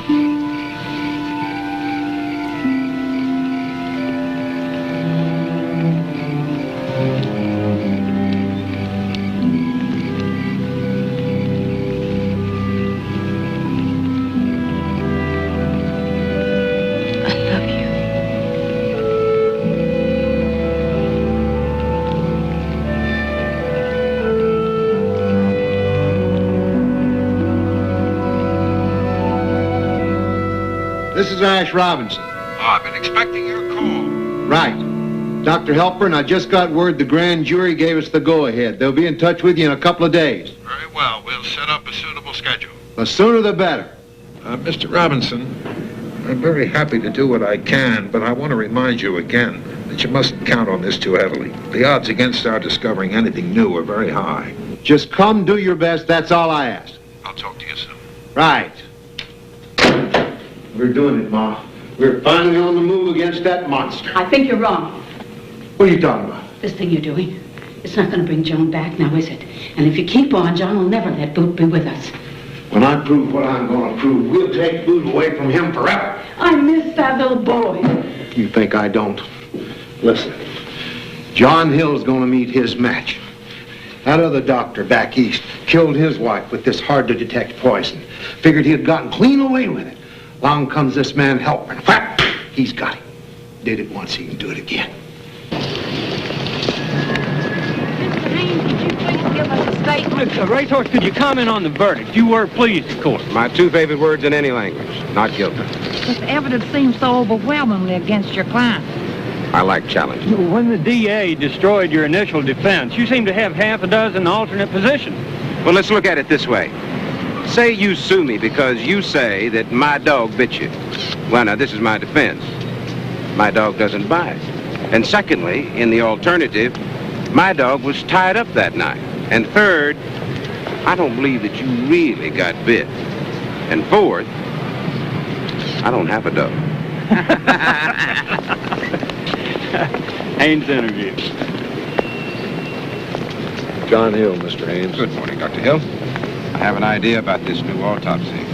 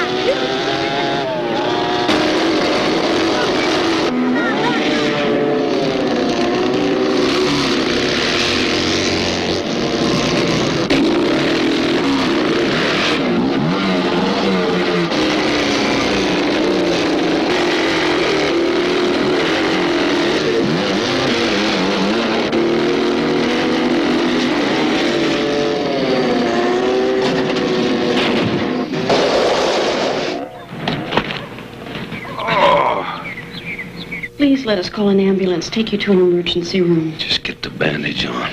If your collarbone is fractured, it has to be set. The bandage holding it in place, it'll heal. Remember when I broke my shoulder? They put me out. I didn't feel a thing. I had sodium pentothal. Is that right? Mom said I never stopped talking while I was out. Funnier than Tommy Smothers. Well, everything's under control here now. You check on the other boys. Why are you afraid to go under an anesthetic? I'm not afraid. Surgery is for other people. And so are motorbikes.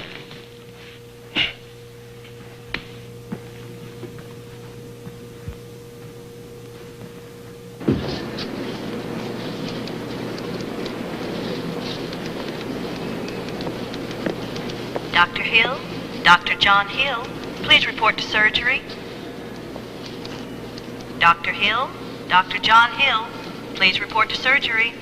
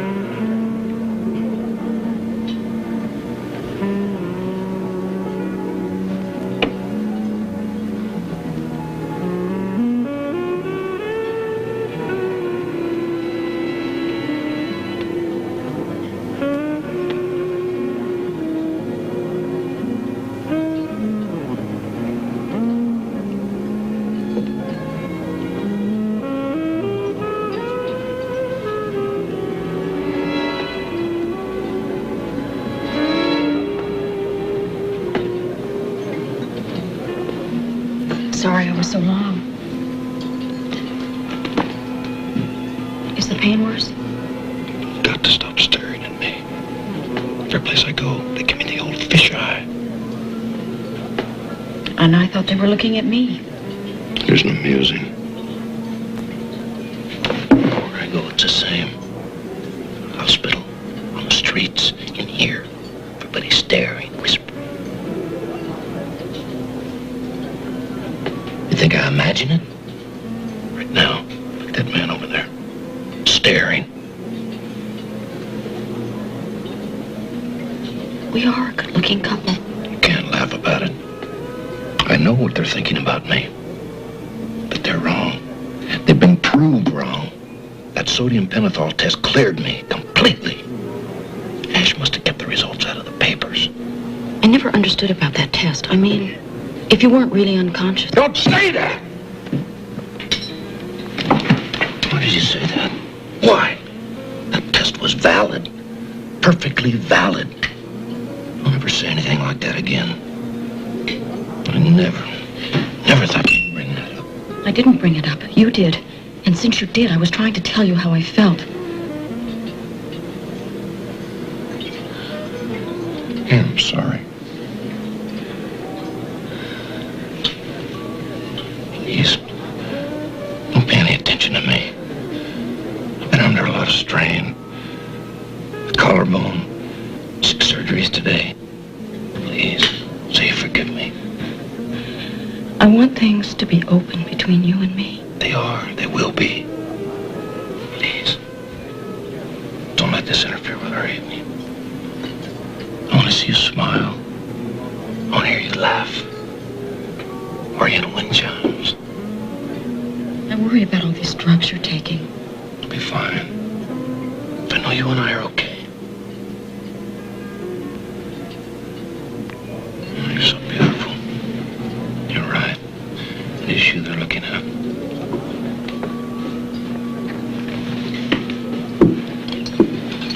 I'm gonna stay over here if you don't mind.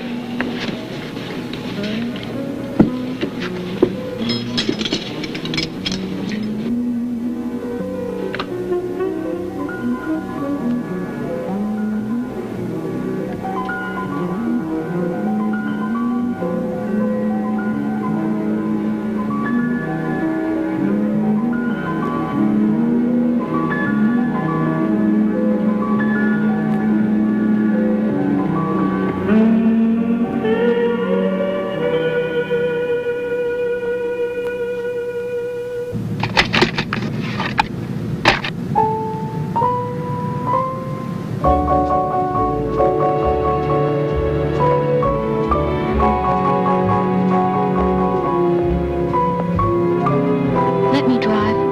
I'm fine.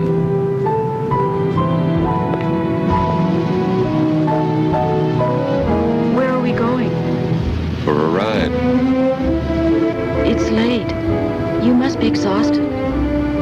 And there's no sitter with the boys. They don't need a sitter. This is pleasant. Just you and me.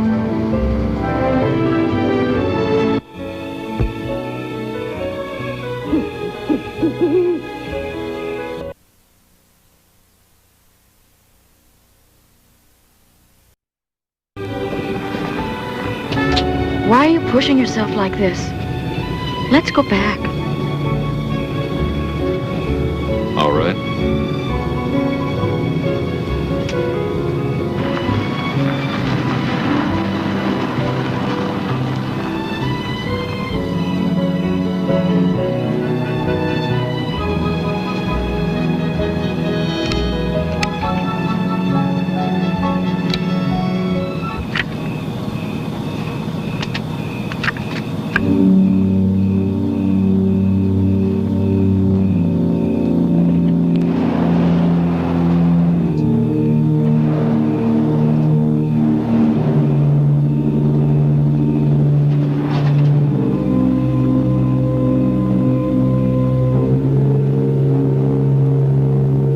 To be this way.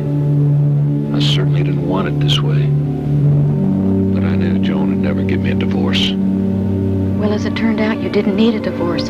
So why make yourself unhappy about it? She had such a great life. Success. Everybody who knew her loved her. She had it all.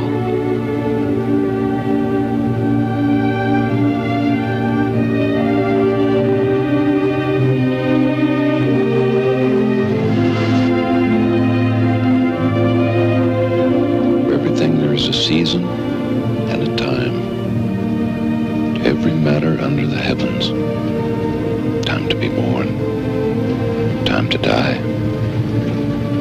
It comes to everybody. Time when he's no longer meant for this world. Why should I let Joan ruin my world?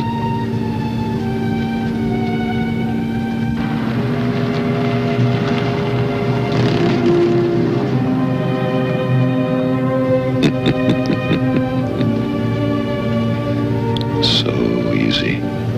I collected every form of human excrement. Pus, urine, feces. And I grew some cultures. First I gave her pastries mixed with the culture.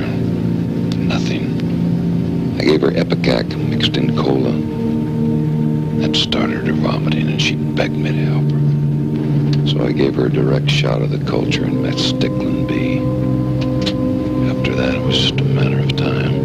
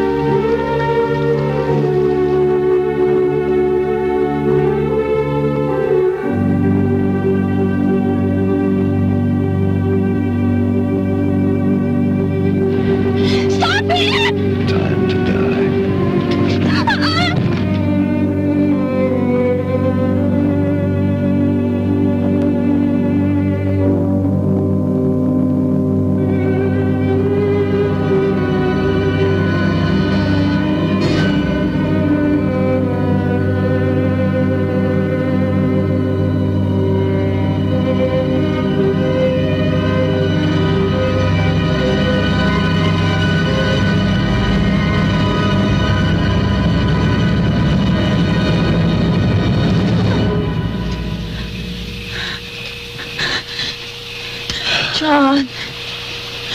God, why?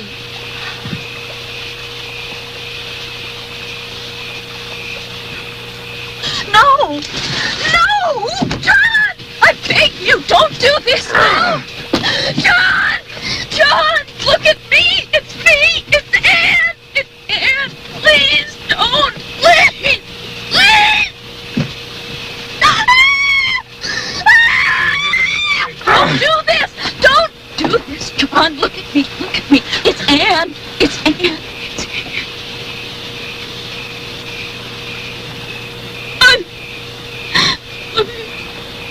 I love you.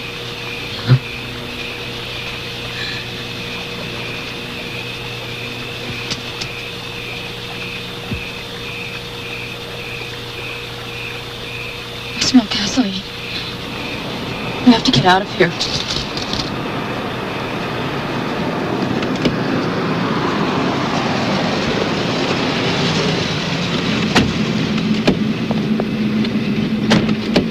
Anybody still in there?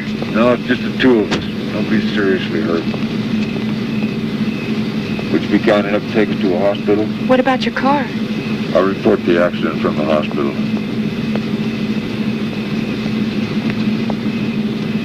Don't say anything. Please. I swear I'll make everything right.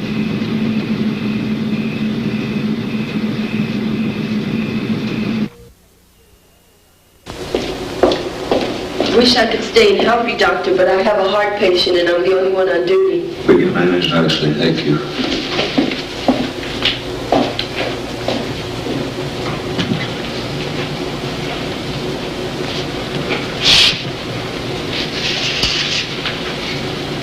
Anne, please, no. I can't believe it happened. I can't.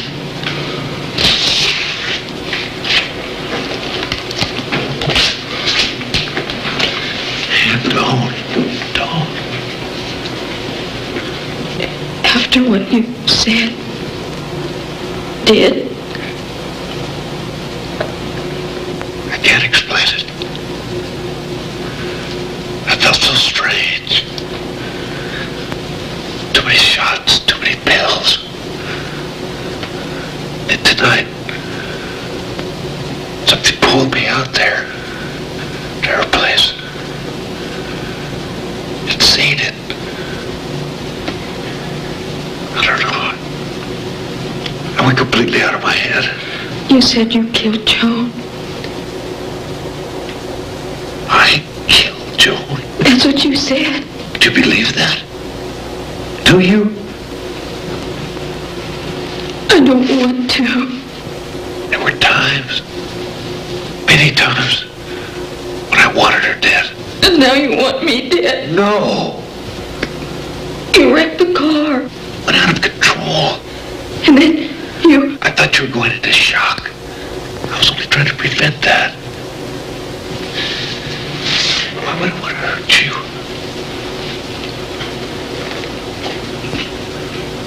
I love you.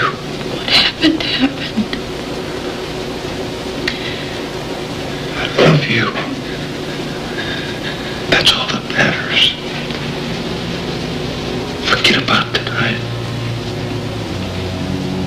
I'll make you forget.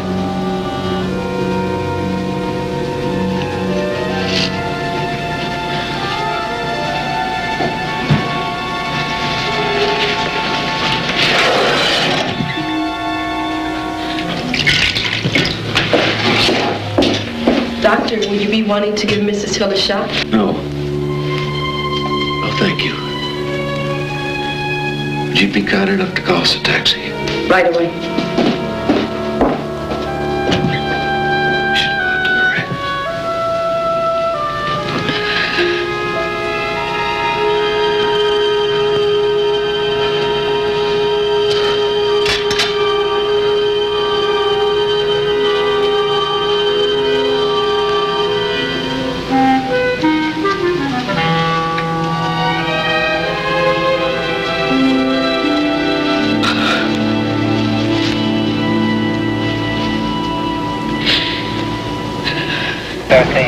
That'll be coming out of the yellow house area.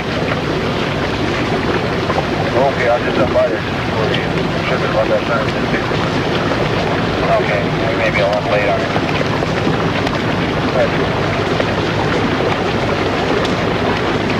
831-827. Go ahead, 827.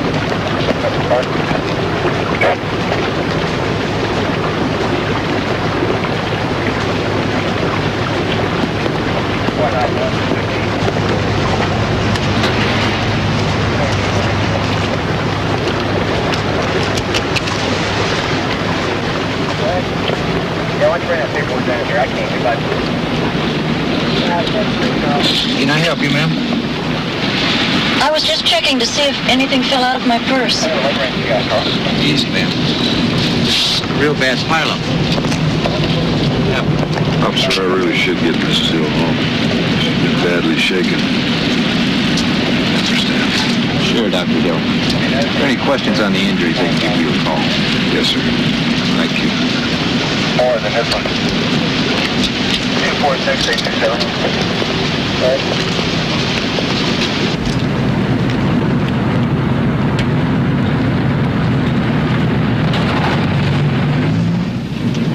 you find the syringe? I threw it away. Baby, I'm so sorry. I'll never forgive myself for what happened tonight. If I lost you, nothing else would matter.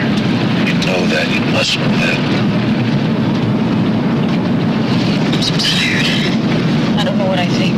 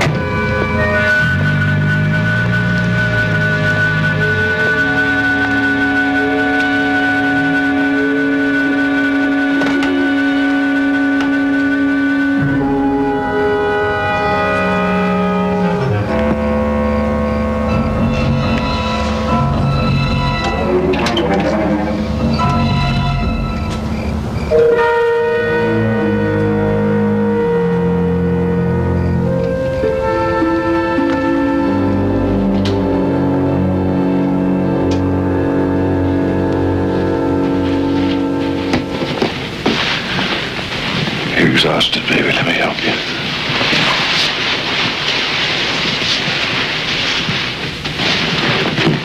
Why don't you slip into bed and I'll get you a pill and some warm milk. I'm too keyed up to sleep just yet. I get surgery in a few hours. Try to sleep if you can.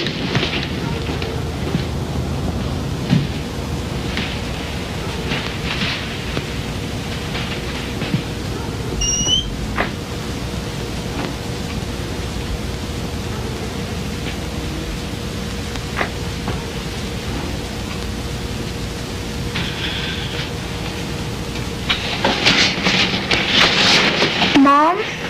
It's all right. Just a bad dream. Go back to sleep.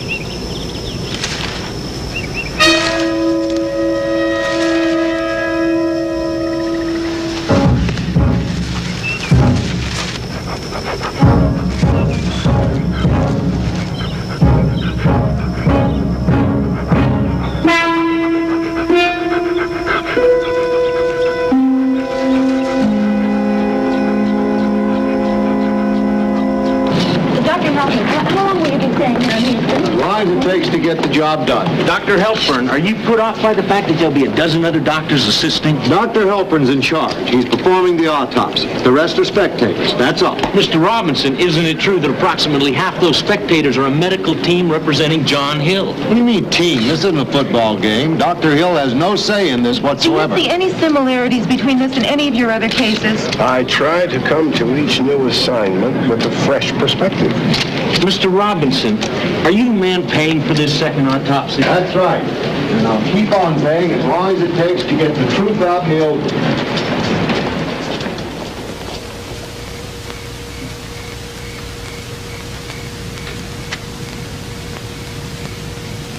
Thank you for coming to me. I didn't think you wanted me to come to you. Are you feeling differently? I don't know what I feel. Feel you love me. Don't look away. When I'm here with you like this, I love you. It's as though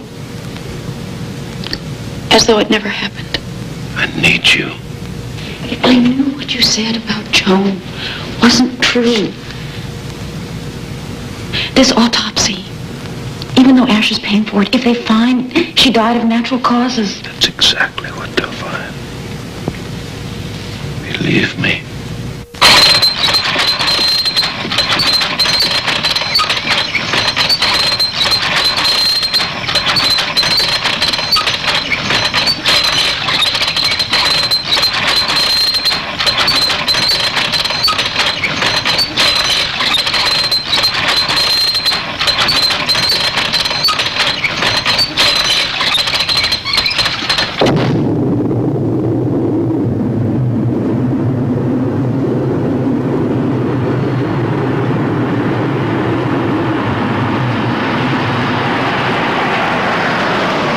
I understand that the casket's already here in the autopsy room. That's correct, Doctor. Ladies and gentlemen, I'd like to introduce Dr. Milton Helpern, Chief Medical Examiner for the City of New York. Gentlemen, good morning. Let's get started, shall we? Is this the lawful casket of Joan Robinson Hill? Yes, sir. By order of the Harris County District Attorney, open this coffin.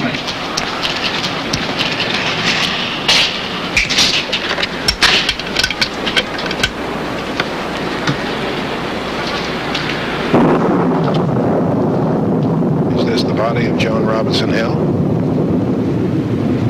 It is.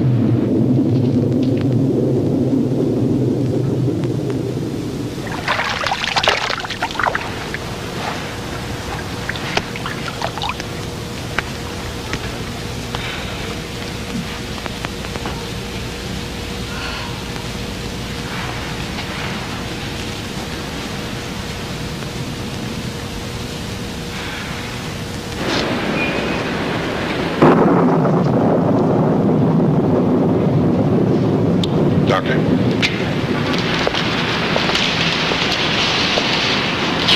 This is dried mud.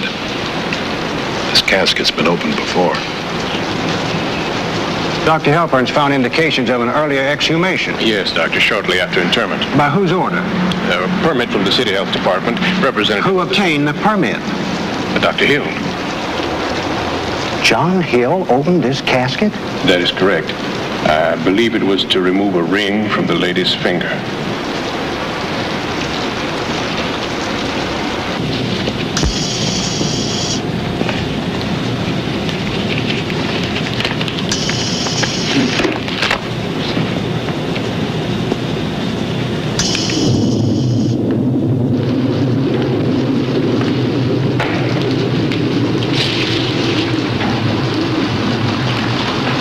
This is the body of an adult white woman appearing to be 35 to 40 years of age.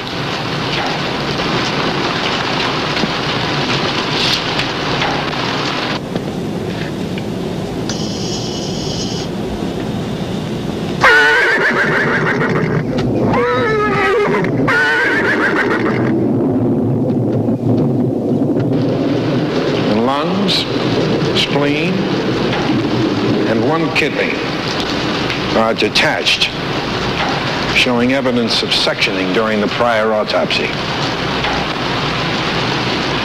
There is Considerable evidence of aging in the aorta.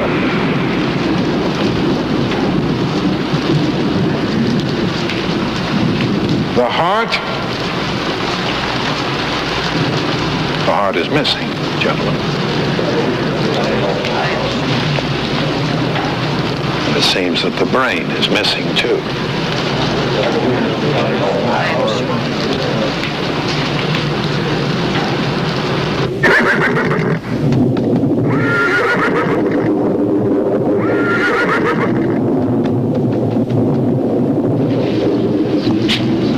Dr. Yemchek, I performed the first autopsy on Mrs. Hill. It had to be done at the funeral home, remember? Mm-hmm. So I took the heart back to my lab for closer study. And the brain? The same. I kept that specimen. Shall I get it for Dr. Halpern? Please do. Yes, sir.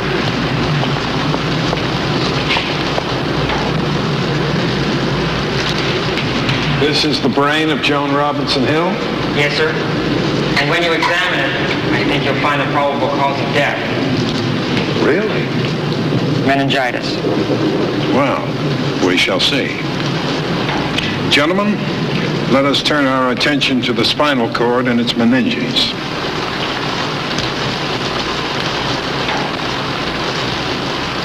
It would not be appropriate for me to comment at this time.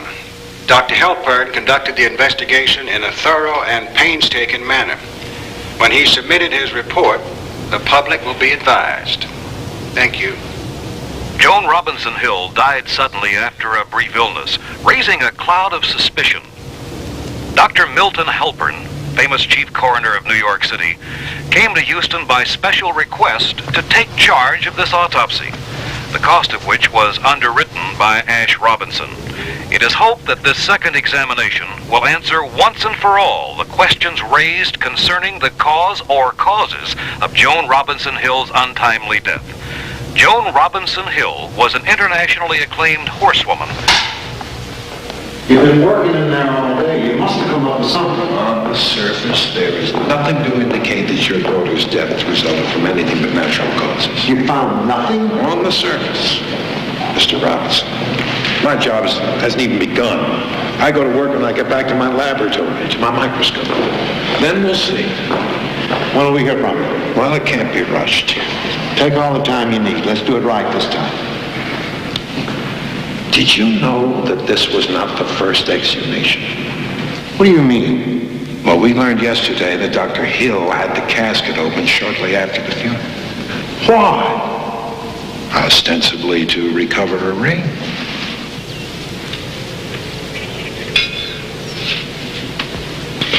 Oh, it is such a gorgeous morning.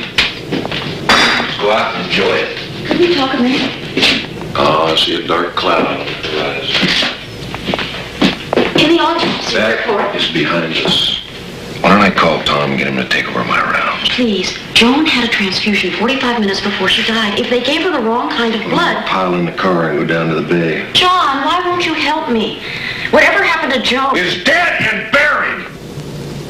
But a few people are so obsessed they keep digging it up. Those people are sick. Deranged. I want Joan Robinson out of my life. And whatever it takes to get rid of her, I'll do it. These are hers. This.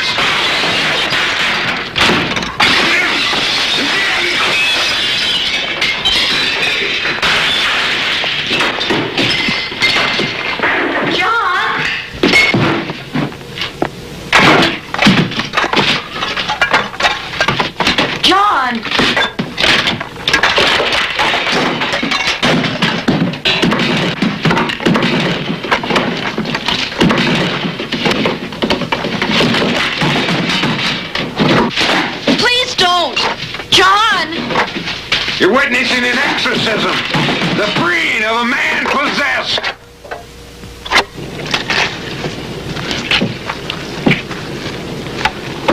Who'd like the honor of lighting the pyre? Anne? Boot? No!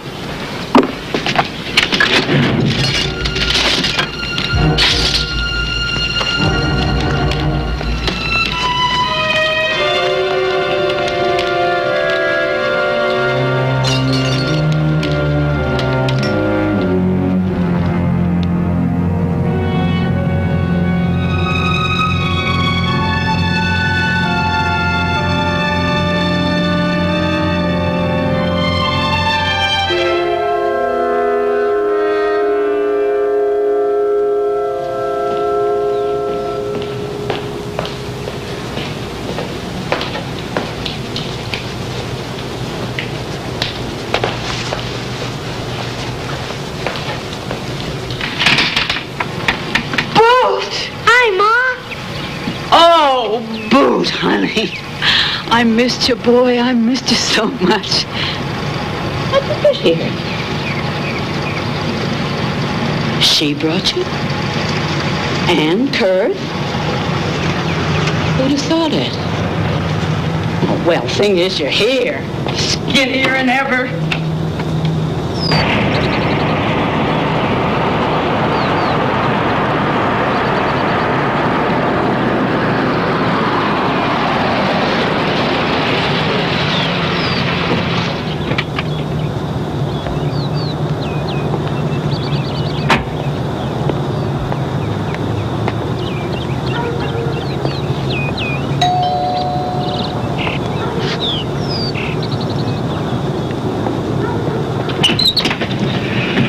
I had to come to see you to thank you. Mr. Robinson.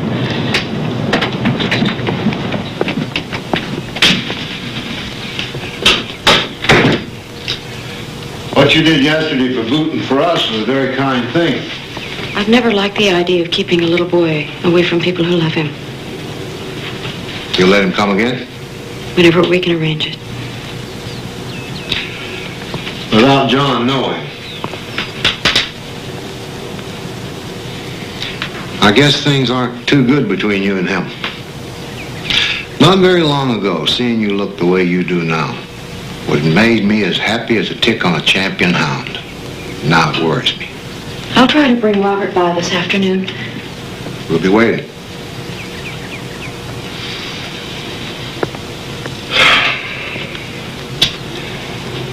I used to stop by here nearly every morning, have coffee with my girl.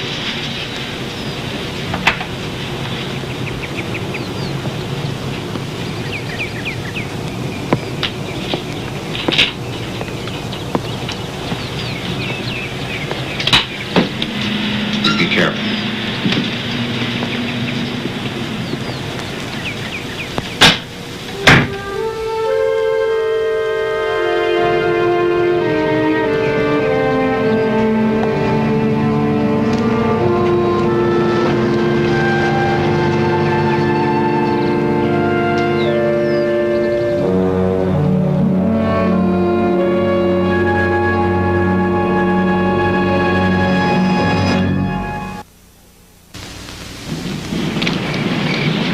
You miss the boys, don't you? So do I. They'll be home in the morning.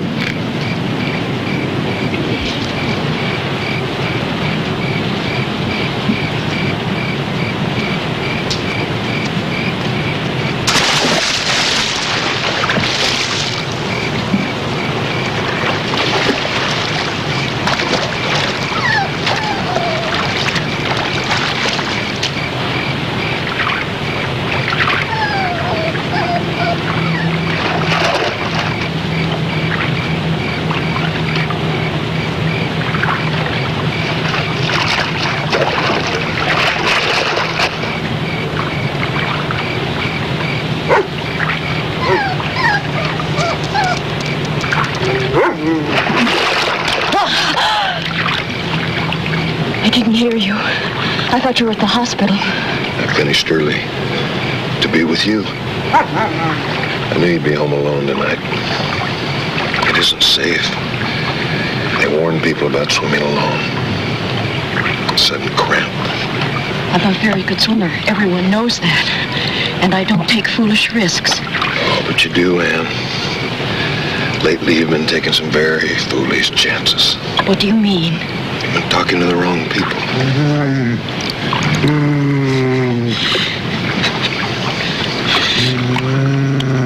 We were alone in a pool that first night we met. Beginnings. Endings. John.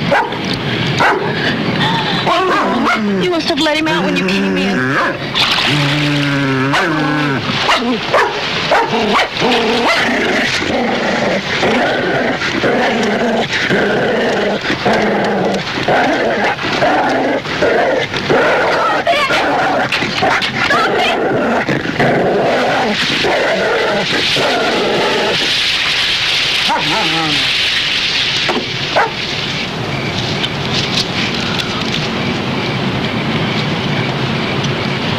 The poor little thing.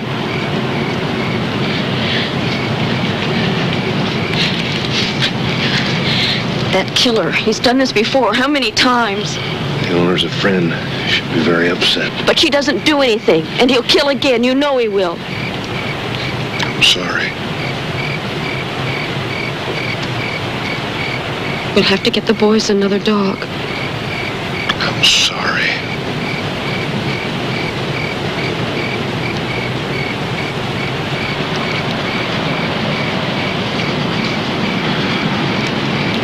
I've never felt for anyone what I feel for you. And I'm losing you. John, I'm trying. The Pleiades in autumn. Your lovely eyes. Oh, they're up there. We just can't see them. I'm cold. Go in. I'll take care of this.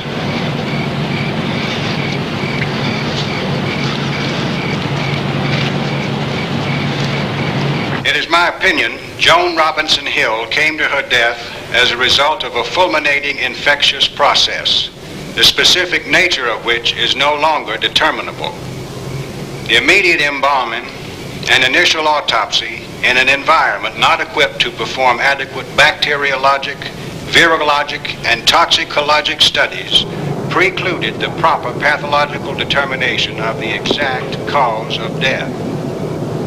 It is my further opinion that the exact cause or manner of death cannot be established from the exhumed body and autopsy alone. In view of the unusual circumstances surrounding this death and the questions raised following the death, a thorough grand jury investigation is indicated and herewith recommended.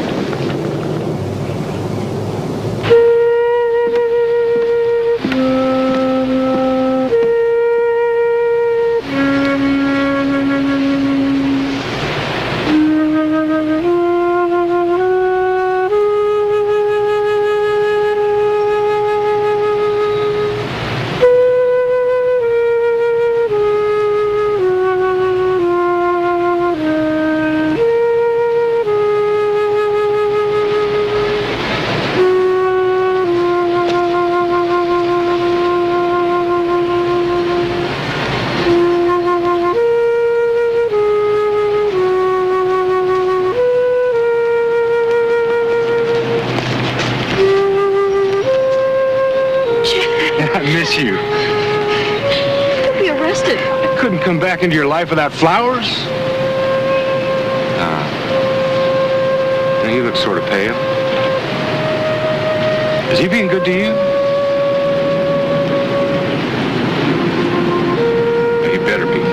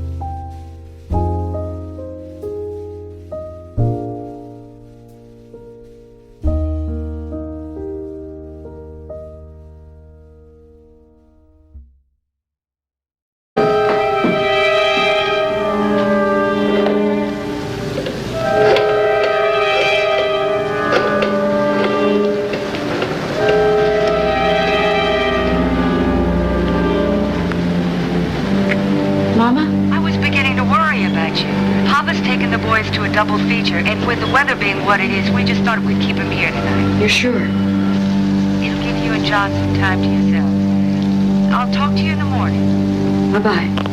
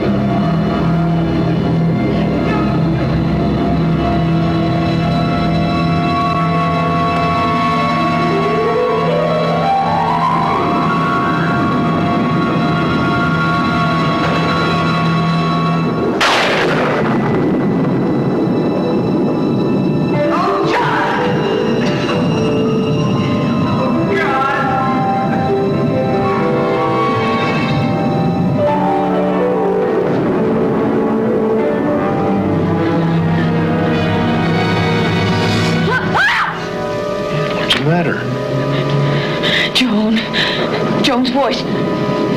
I heard her crying.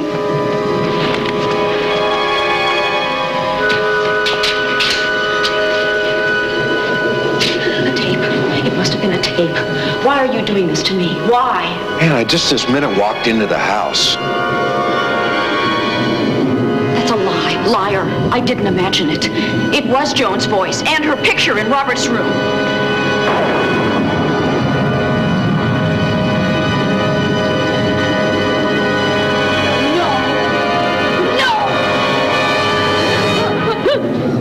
Put yourself into a panic. Easy. You shouldn't be here all alone. I thought about you all day. And I do that every day. John. I love holding you like this when you're trembling. Protecting you. Relax. I'm gonna take care of you. Oh, John. What's happening to me? To us? It's all right. It's all right. I'm here to take care of you.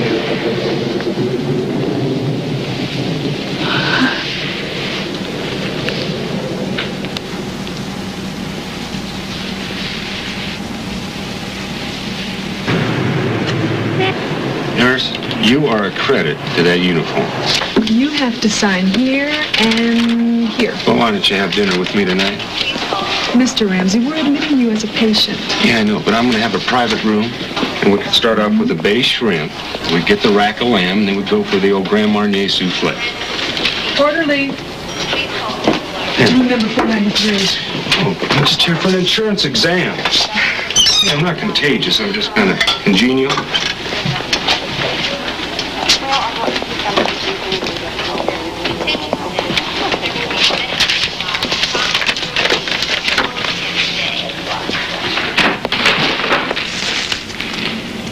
I didn't know you were home. A little remembrance. Thank you. They do suit you. I'll get you something to put them in. Where are the boys? Playing tag in the front yard. They never wear out. Have a cup of coffee with me. No, I better get on back home. Honey, have you heard about Jack Ramsey? What about Jack?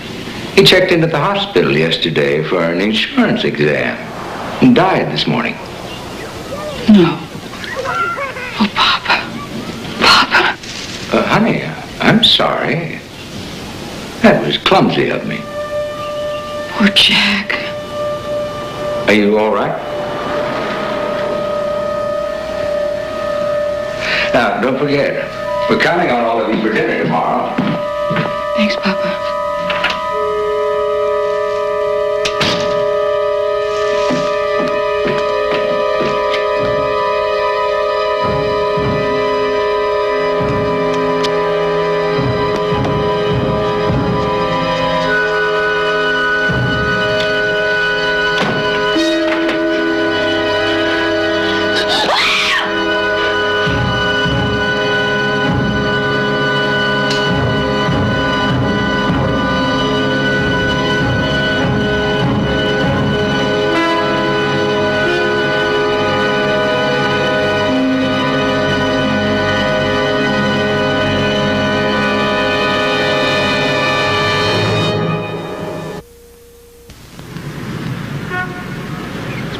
With the court's permission, I'd like to ask my client a few questions which I feel may be helpful. Thank you. Anne, how long have you been married to Dr. Hill? 5 months. 5 months. Some people might object to the fact that only 5 months is not near enough time to test a relationship. We can't live together. Has Dr. Hill ever been unfaithful? Not to my knowledge. But the relationship is incompatible. Yes, it is. You afraid of your husband? We can't live together. So in his complaint, Dr. Hill alleges that you injured him, both verbally and physically. Does it matter? Yes, it matters. You're accused of being interested only in Dr. Hill's money, of embarrassing him in front of his colleagues, of having a very cruel and unforgiving temper. That isn't true. I tried to understand, forgive. And why can't you forgive? And why are you terrified of him?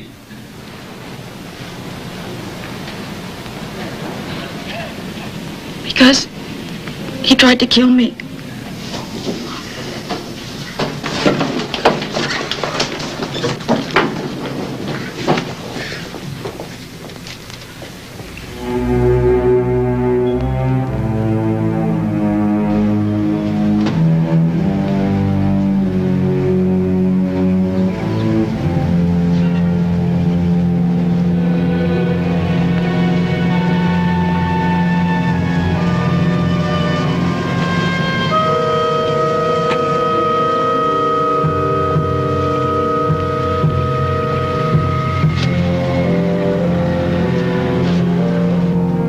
You publicly declared that your ex-husband made an attempt on your life. Is that true? Yes. As a result of that declaration, you were subpoenaed before the Harris County Grand Jury, where you testified that John Hill had actually made 2 attempts. I did. And these attempts took place on June 29th, 1969. Why did you wait so long to accuse the doctor? I was afraid. Oh? Well, the night of the accident, weren't the police summoned? Yes. If you'd told them your husband had tried to kill you, they would have given you protection. There were 4 children at home. I was trying to do what was best for all of us. The initial shock and confusion, now that I can understand, but to live for months with a confessed murderer who tried to kill you... I love him. Even after he'd tried twice to take your life? I loved him. I wanted to believe it wasn't true. Mrs. Kurth is still being intimidated by Dr. Hill. Oh? In what way? Well, he follows her. He phones her up at all hours. He watches her house. Perhaps he's trying to frighten you so you won't testify when it comes to trial. If he ever comes to trial. No, we are confident the grand jury is going to indict. So please stay in touch.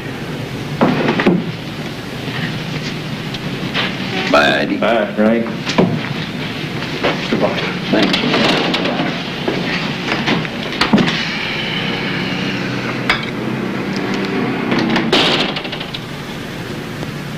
Well,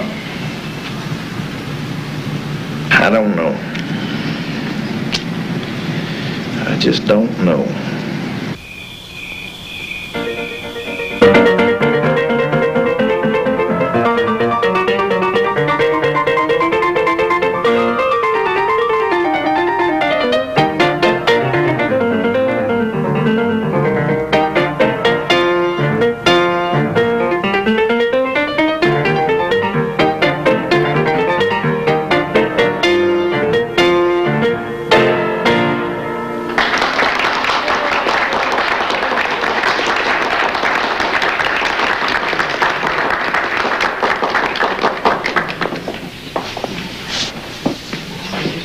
Glad you came, Connie. I am.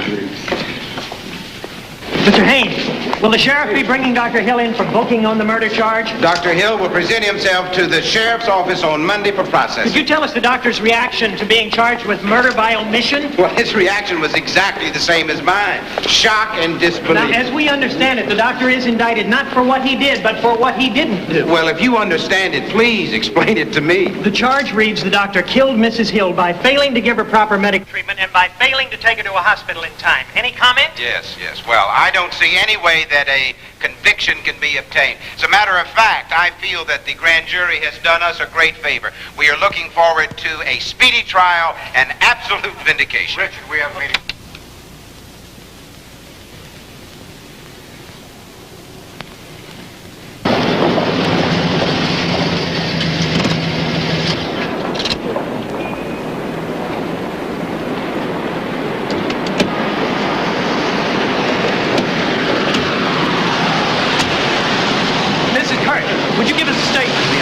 Mrs. Kurt, do you intend to testify against Dr. Hill? Mrs. Kurt, what kind of a statement do you intend to make?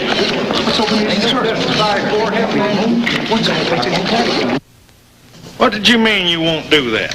Well, I thought she was past to tell you the truth. She said, Wilma, am I gonna die? And I said, let's pray. And I prayed with her. I had prayer with her and I told her to pray to God that he wouldn't let her die because God hears you. Then I put her in the car with some pillows and put her head on the pillow, and then I covered her up with a white blanket. Did she say or do anything towards you at this time? Well, she threw a kiss to me, and I threw one back to her. Wilma, did you love Ms. Hill? Did I love her? Well, I was just there 2 months or 3 months, and it was just like home to me, so yes, I loved her. You saw Dr. and Ms. Hill together quite a bit, did you not? I saw them together, yes. Did Mrs. Joan Hill love Dr. Hill?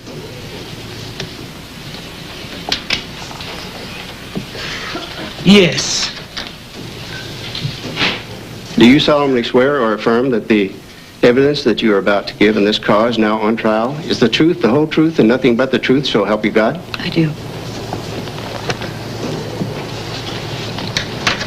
State your name for the court and jury, please. Ann Kurth. Would you keep your voice up, please, so the court and jury can hear you? Yes, sir. Do you know the defendant in this case, Dr. John Hill? Yes, I do. Would you point him out, please? Right there.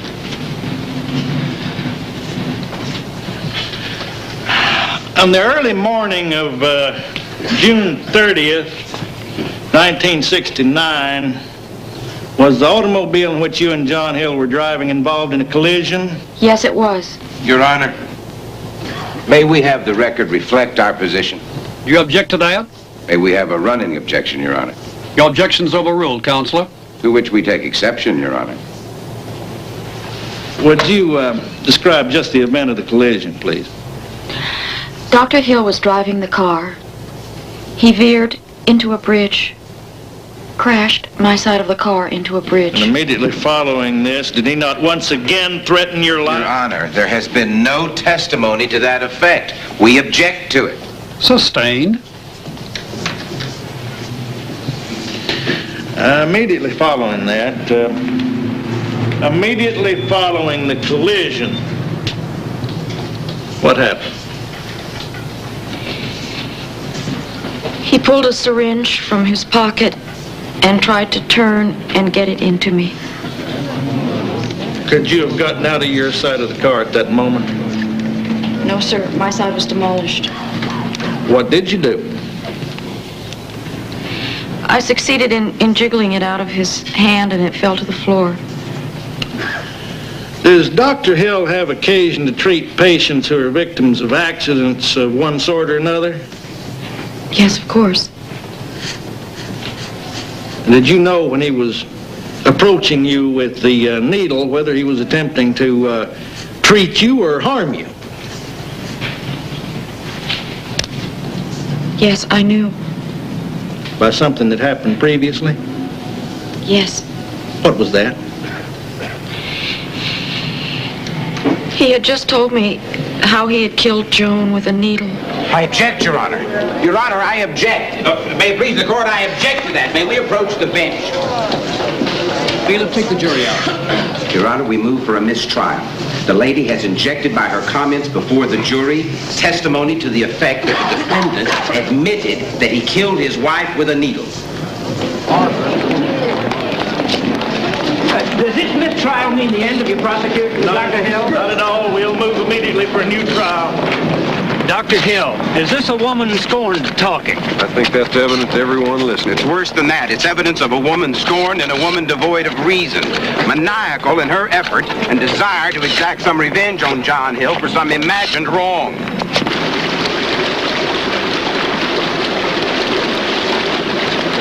I appreciate your calling. I wanted to see you before we move away. You're really going. I know how you feel. Rhea and me, we're getting sick of falling over reporters, process servers. We're thinking of going to Florida for a while, at least till the new trial comes up. The mistrial. I know it was a disappointment for you. You did what you had to, but next time it'll be different. You know, sometimes I get to thinking what they all say about me is true.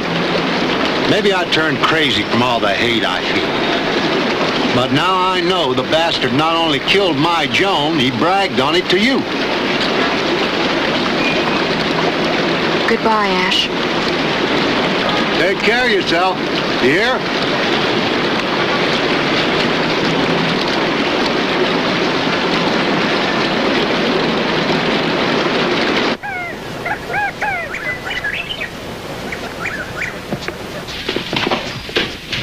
Why does anyone live in Houston? Mom, can we go to the lake? As soon as we finish unpacking. I had special locks put on. I want to feel safe, serene. Mom, I think this is your record. Wonderful music. I understand the new Mrs. Hill prefers classical. Don't look back, your mama always said. Good advice is always so simple and so hard to follow.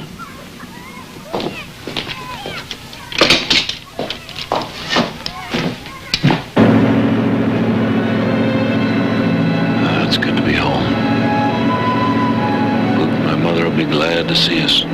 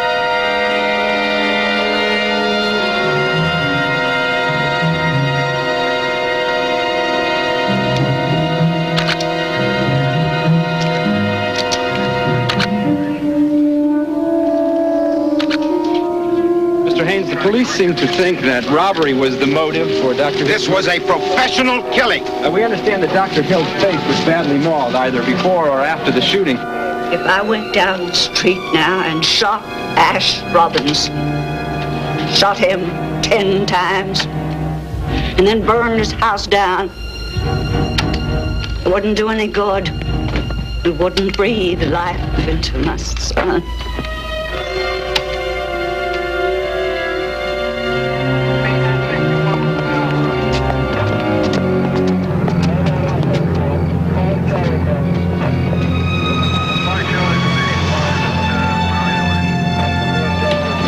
In addition to battering Dr. Hill's face till it was almost unrecognizable, the gunman then took the time to cover the dead man's face completely with adhesive tape. Why?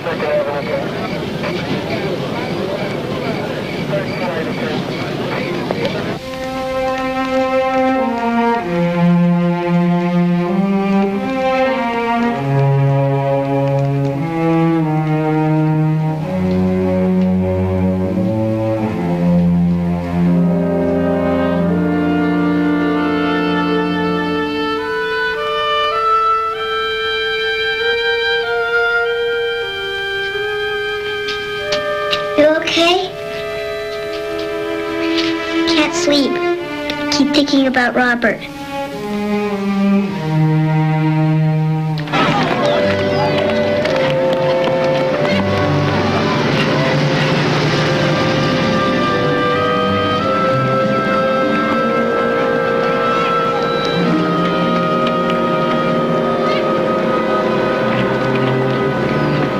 Robinson?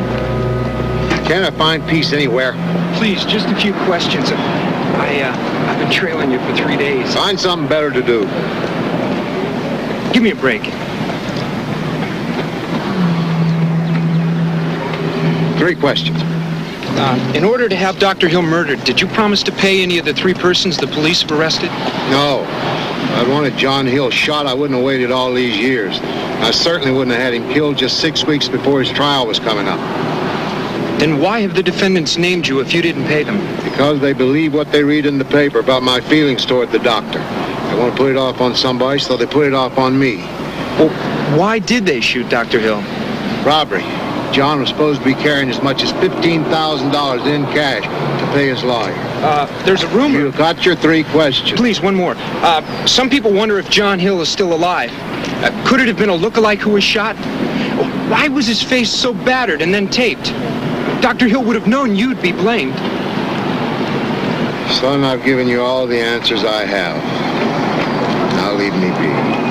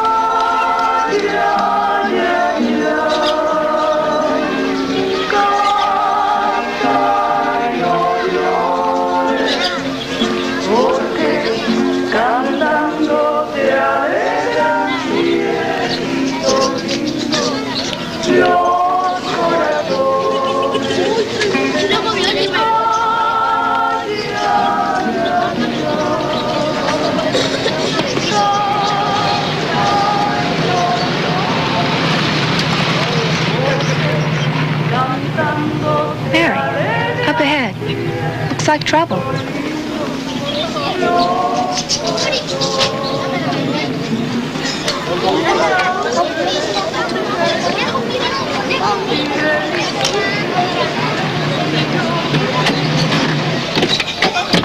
there anything we can do?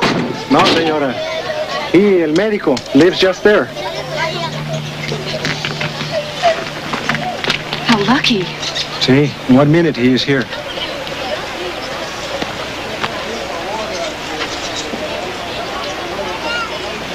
Something about him.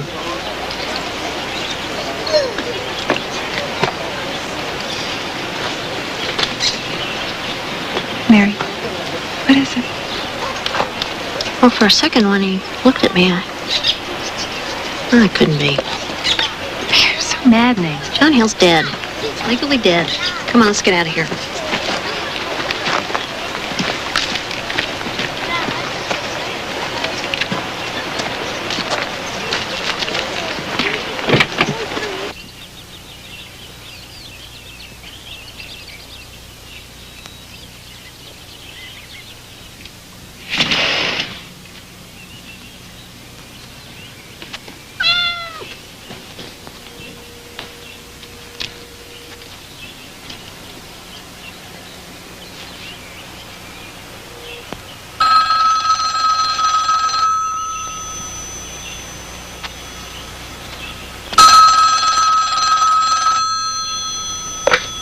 Hello?